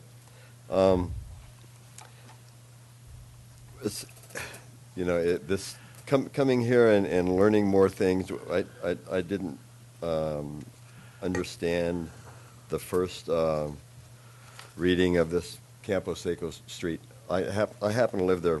My wife and I bought a piece of property there 3 years ago, and it's basically referred to as the property across the street from the old dump, which in this community, that's what people refer to as landmarks and how to get around instead of go 5 blocks to 164th Street and go 2 blocks to the left from that. Anyways, we find that very amusing, and it's cute. Since our 3 years, we have seen probably 6 sections of fence along where our property is at the top of the hill and down to Seco Street. There, people drive extremely fast at 35 posted speed limit. I can guarantee you that's probably at least 1 out of 10. Maybe that's the criteria, but 1 out of 10 exceed that speed limit. I photographed vehicles on several occasions, the same vehicle about the same amount of time. In other words, somebody going to work, probably exceeding 60 miles an hour. And if we try to go out of our driveway and come to town, the way the hill crests, we measured it, my wife and I, Linda, we measured it's 300 feet, okay? And at 35 miles an hour, you have a little less than 4 seconds. So as you're coming up 35 miles an hour before you see a vehicle at the top of the hill out of our driveway. Now, I'm not speaking just from my own driveway. There are 4 driveways that are in that area. There's a street across from one of my neighbors that goes 300 feet, and it's chained off, and I think that's the street that goes to the dump. So I really appreciate you guys taking another look at this. I have, my wife and I, actually my wife did most of the work. I'm not going to take their credit for it. We have photographs if you guys look, and I'm really curious when they did this study if they parked alongside the road or if they just had somebody sitting in a car counting cars or maybe radar with speed limits. I don't know about that. Okay. You have more? Because I can ask staff to answer that question. Well, if it's going to impact your decision, absolutely. Okay. Yeah. So let me. Appreciate that. Let me. Who wants to be the mouthpiece? Tanya, you're it. First of all, I want to tell everybody that might be listening or watching on Granicus, this is a largely misunderstood legality with reference to speed limits. While we can set any speed limit we want, for it to be enforceable, okay, it needs to comply with the state law on speed studies. And there is a specific way that the speed studies are done, and I'm going to have Tanya explain that here in a second. And I'll be quite frank. By the way, I'm your supervisor. Thank you. I'll be really frank when people come in and tell me, and I've got them on Jamestown Road, I've got them on Campo Seco, I've got virtually every road that has houses on it has a similar issue, okay? And they want to do a speed study so we can lower the speed limit. Tanya, in your discussion, tell me when the last time that we did a speed limit and it resulted in lowering a speed limit, and what the percentage of, rough percentage, where a speed study ends up raising the speed limit. So go ahead with how we do it and what the expectations are in doing a speed study. Tanya Allen, Supervising Engineer of the CRA. Can you guys hear me? Okay. I think there's only been one time in my reading, seeing through all of our speed studies, did we actually lower the speed limit. And just to kind of clarify, the intent of the speed measurement is to determine the actual speed of the unimpeded traffic. So this means when we do our speed studies, whether you're using a device that's discrete, using the radar, or our vehicle that we use is actually an unmarked vehicle because we cannot let that traveling public know that we are taking that measurement.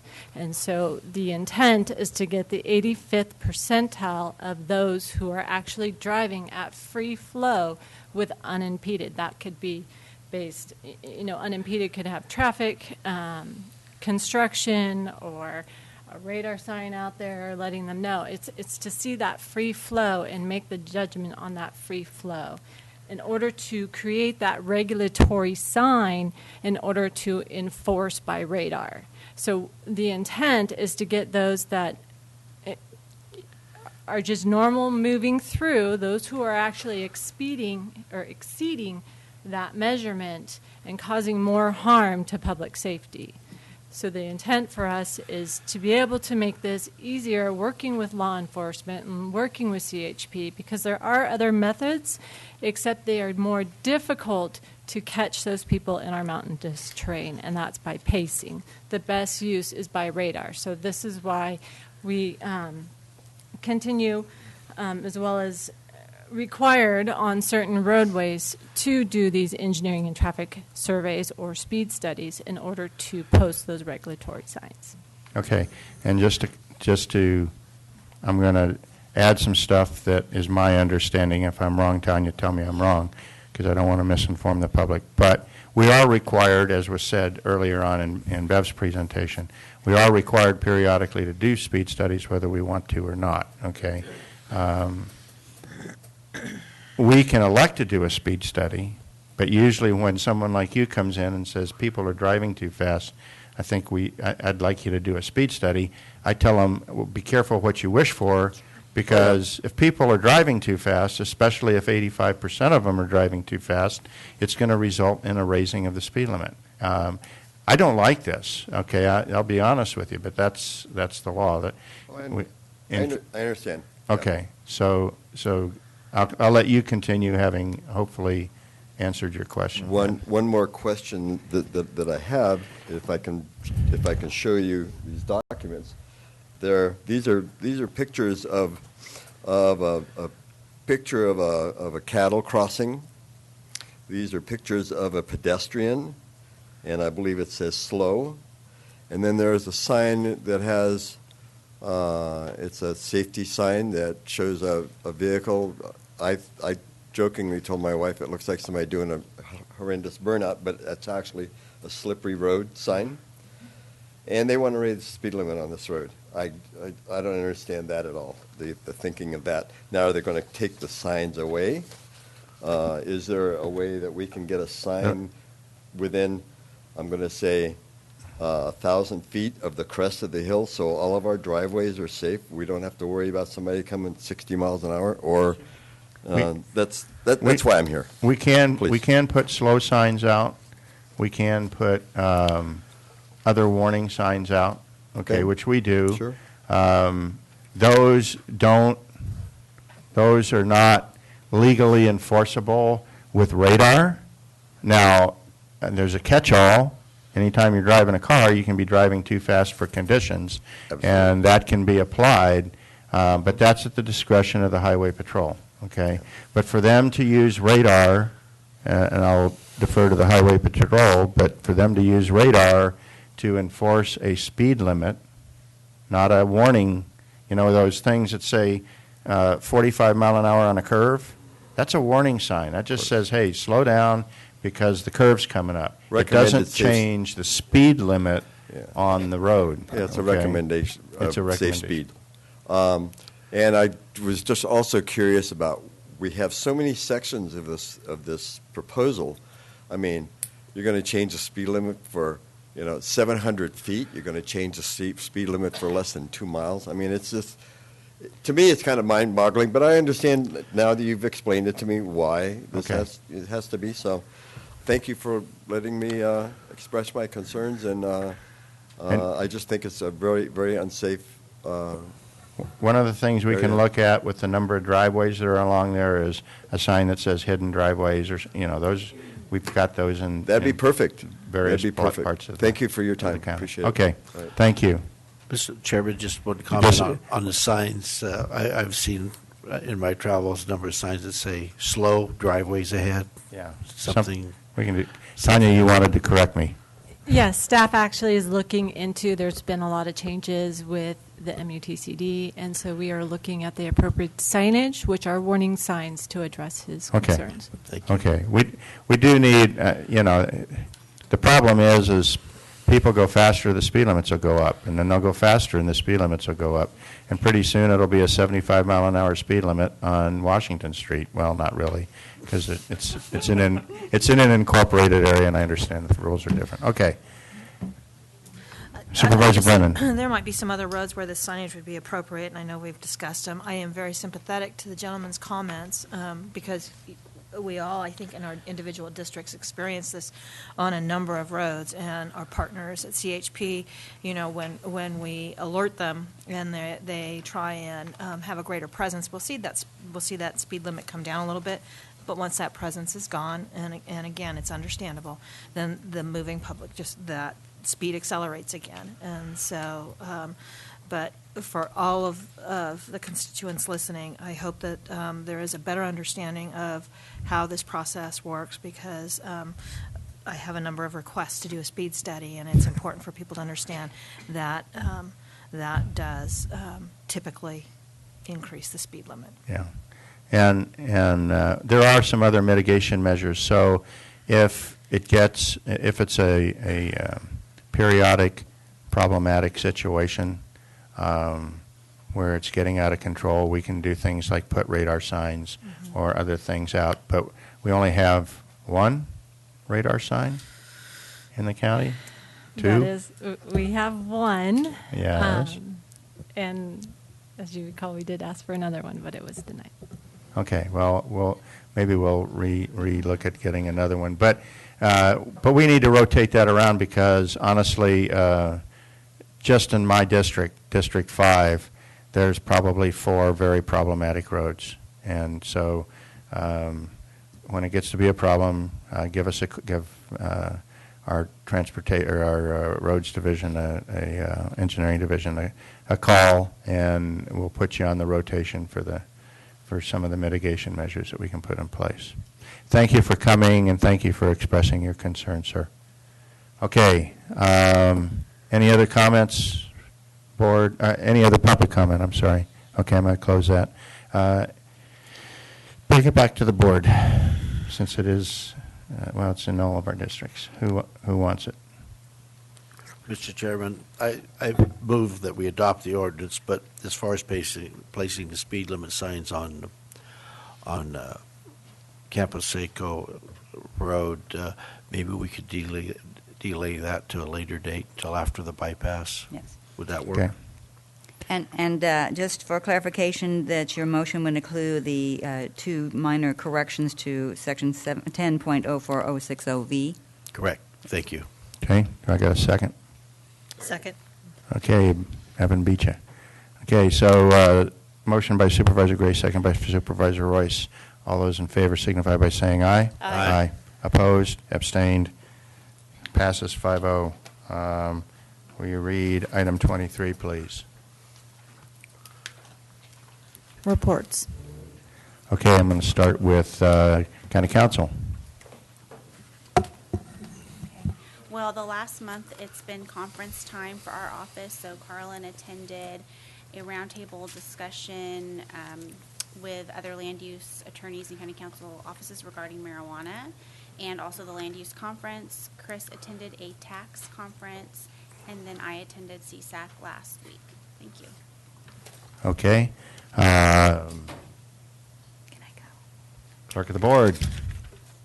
I also attended CSAC last year, and Last year? last You did that too? month. Well, I'm going to talk about last year a little bit. Okay. So, yeah, CSAC and our sister association, the California Clerk of the Board of Supervisors Association. I served as a Region 3 representative or chair, and I had a basket, and it was very successful. And I want to thank you guys for all contributing to the basket.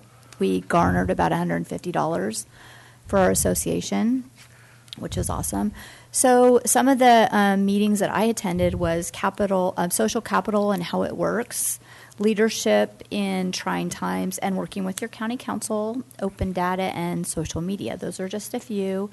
Last year on the association, I served as the region rep and the legislative committee. And this year I'm going to be serving on the legislative committee, the finance committee, and the conference committee. So thank you. Good for you. Represent us well, will you? Mr. Pedro. Yes, sir. I just want to go through one item.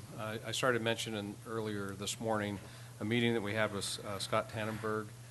It was meant for two reasons. We knew Jeannie was leaving to her interim appointment and wanted to talk to him about reinstituting quarterly meetings as requested by Sherry, as we've done, and also to find out. We heard rumors that they really were starting to move up plans on moving forward with the forest plan, and wanted to hear what's going on.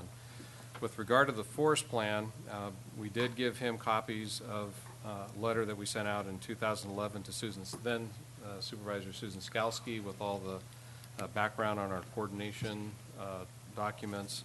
Also a July 2015 letter to Jeannie Higgins, reminding her about those documents. The board's adopted coordination plan, just kind of making sure that he's aware of all that stuff and the expectations of this board that we will coordinate, we will be involved early and often, and that you have resourced up with additional staff and consultants to be engaged, because that was that's what the counsel that we received. If you're going to do coordination, you've got to have the resources to get in there early and spend the time. This board is committed to it, and we have done that. But when I did ask him again, and there'll be, I'm sure, a greater presentation at the Natural Resources Committee, which is the focal point of coordination under the board's adopted plan. He was saying that right now the regional planning staff are actually working on a database. It's rough.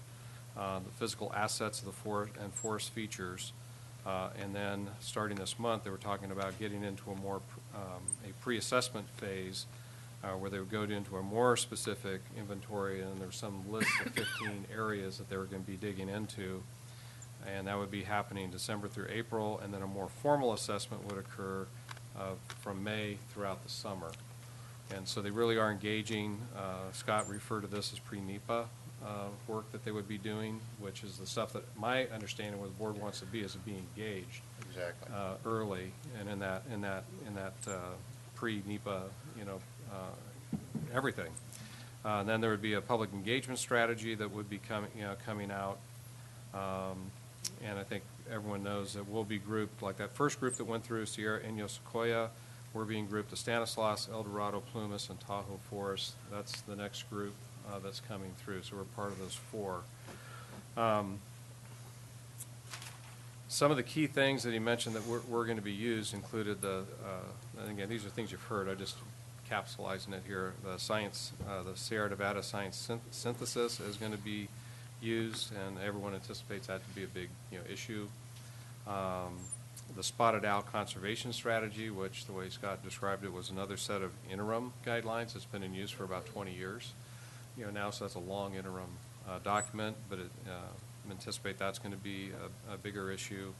And we talked about how timber suitability and wildlife impacts, wilderness, and water are going to be big things that are going to come up when our Stanislaus Forest Plan comes up. So some information we've asked for just to make sure we have it all going in, the 91-92 Forest Plan and the amendments to that, those assessments.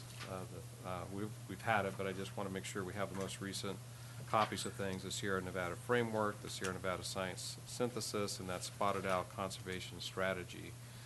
And there was a large chart that Scott described. That's the size of a wall that explains all this and lays out a timeline. I asked, can we get a copy of that too?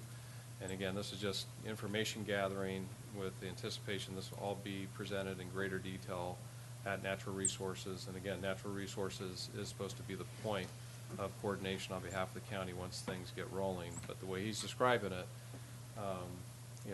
this is beginning to roll now, and that's something that, again, my understanding is we're going to get involved early and often, and that's reflective of the resources that you're developing, including the water consultant, and we will have a biologist at some point, and of course Liz, and so forth. So that's it. Supervisor Hanvelt, while I'm looking that way. Okay, since the last meeting, I went to the CSAC annual meeting in Southern California, and on the Monday night before Thanksgiving, I found out I was a presenter, which I didn't know before that. Kind of late surprise. And they had a new forum, which I think was very effective, gained a lot of interest, and that was a roundtable on county issues. And we talked about tree mortality because that's what they asked us to talk about. And we had a good crowd join us in the follow-up session. Our point was just to get more knowledge visibility, particularly among other counties. I don't know, other counties not affected by it, rural counties, hopefully, or urban counties, hopefully. And I attended several other sessions. I think there's a number of things that we need to push CSAC to do, and one of them is the affordable housing thing that we just talked about. The other one is administration of justice and the issues coming down with AB 109, Prop 47, and now Prop 57, and how to handle those in the best possible fashion. Since a lot of them have the same issues we have, the jails aren't up to date yet, and few other facilities. Ours maybe has hope in the future, but at least at this point we're not workable. So anyway, those are just a couple of suggestions I made to them, and other than that, I'll have nothing to report. Okay. Supervisor Gray. Yes, I also attended CSAC last week, and I think of the last 7 or so that I've been at, I think it was one of the better ones as far as subject matter at meetings. The speakers at the general sessions I thought were very good, but the general takeaway is what Supervisor Hanvelt mentioned, especially on the justice end of it, that we may be a small county, but the big counties have the same problems that we have, and working together we can address them. So that was CSAC. Okay, so now I'm going to talk about an event here that's happening in Groveland at Pine Mountain Lake Airport, December 16th and 17th. You have an opportunity to fly in a Ford Tri-Motor. I don't know if anybody's ever done that, but it's quite an experience. Unfortunately, I won't be here, but if you want to call 1-877-952-5395, you can book a seat on that Tri-Motor, and I think as long as it's not snowing, it'll probably be a pretty good day. So that's my report. The dates on that? The date is December 16th and 18th. Okay. Supervisor Royce. Supervisor Brennan. So on Wednesday, November 30th, I did meet with Larry Cope to get an update on economic development projects, and just have to emphasize there's a lot of good things going on over there. I know he's comes and reports to this board periodically, but an amazing amount of work is going through that office, and it's an investment that's that this board makes that's incredibly well invested. And then with CSAC, my colleagues have hit on a number of the highlights that I also attended, so I won't reiterate that except to say that I agree with Supervisor Gray. This was one of, I think the sessions were some of the best panels that I have attended in the last 4 years. A lot of good information. And with respect to the Housing Policy Committee, that was led by all urban and suburban counties, and the issues that they spoke to are the exact issues that we talk about here. And so I do expect to see some movement. The other one, committee that I would mention was the Ag and Natural Resource Committee, a very healthy discussion on marijuana and some of the implications from what was just enacted by the voters and how that overlays with medical marijuana. And I believe County Council attended that also, and so we got some good information as we move forward with our ad hoc committee. The other piece was a presentation by on water, and DWR was there, and at the conclusion of their comments, they made a very interesting statement about the water basin plans, and while that doesn't impact us, they did say that they were going back to look at, they have them ranked as to high, moderate, and low, as to emphasis on importance on getting those water basin plans done. They said very clearly that they are going back and they are looking at that prioritization, and not necessarily to remove high or moderate, but if they have appropriately categorized the low priority. And a number of us were concerned when we first started talking about that, because I think that we will see an implication to the west part of our county where some of that is going to move from a low priority into a moderate. We need to be watching that very diligently. I know Supervisor Rotifer is involved with that, but again, it was just kind of a signal that they're looking at that expansion, and then conversation among the rural counties, when will that expand into actually out of the basin plans and into the fractured rock systems. And so I think there's going to be a lot more discussion in the very near term on that, and we need to be watching it very closely, as I know all of my colleagues here are engaged in that process. Okay, so can I add one last thing? And always. I apologize. I just want to say publicly, I want to thank the outgoing president for this year was Supervisor Forrester from Amador County. He did a really good job on behalf of rural counties, put a tremendous amount of effort into his presidency, and I want to thank him for that. And I do look forward, the incoming president is Supervisor Carson from Alameda County, and I think that he's going to really be looking at a number of these issues that cross rural, suburban, and urban concerns. I think a piece of correspondence might be in order. Okay, thank you. Okay, is it my turn? I was the sacrificial lamb. I was the one that didn't get to go to CSAC. I had to go to Aqua. So I was in Orange County while they were all out in the desert. I was probably actually warmer in Orange County than it was in the desert, interestingly enough.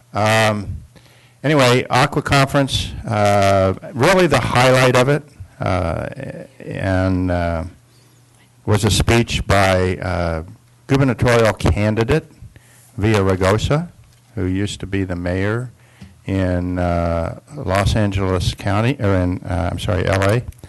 And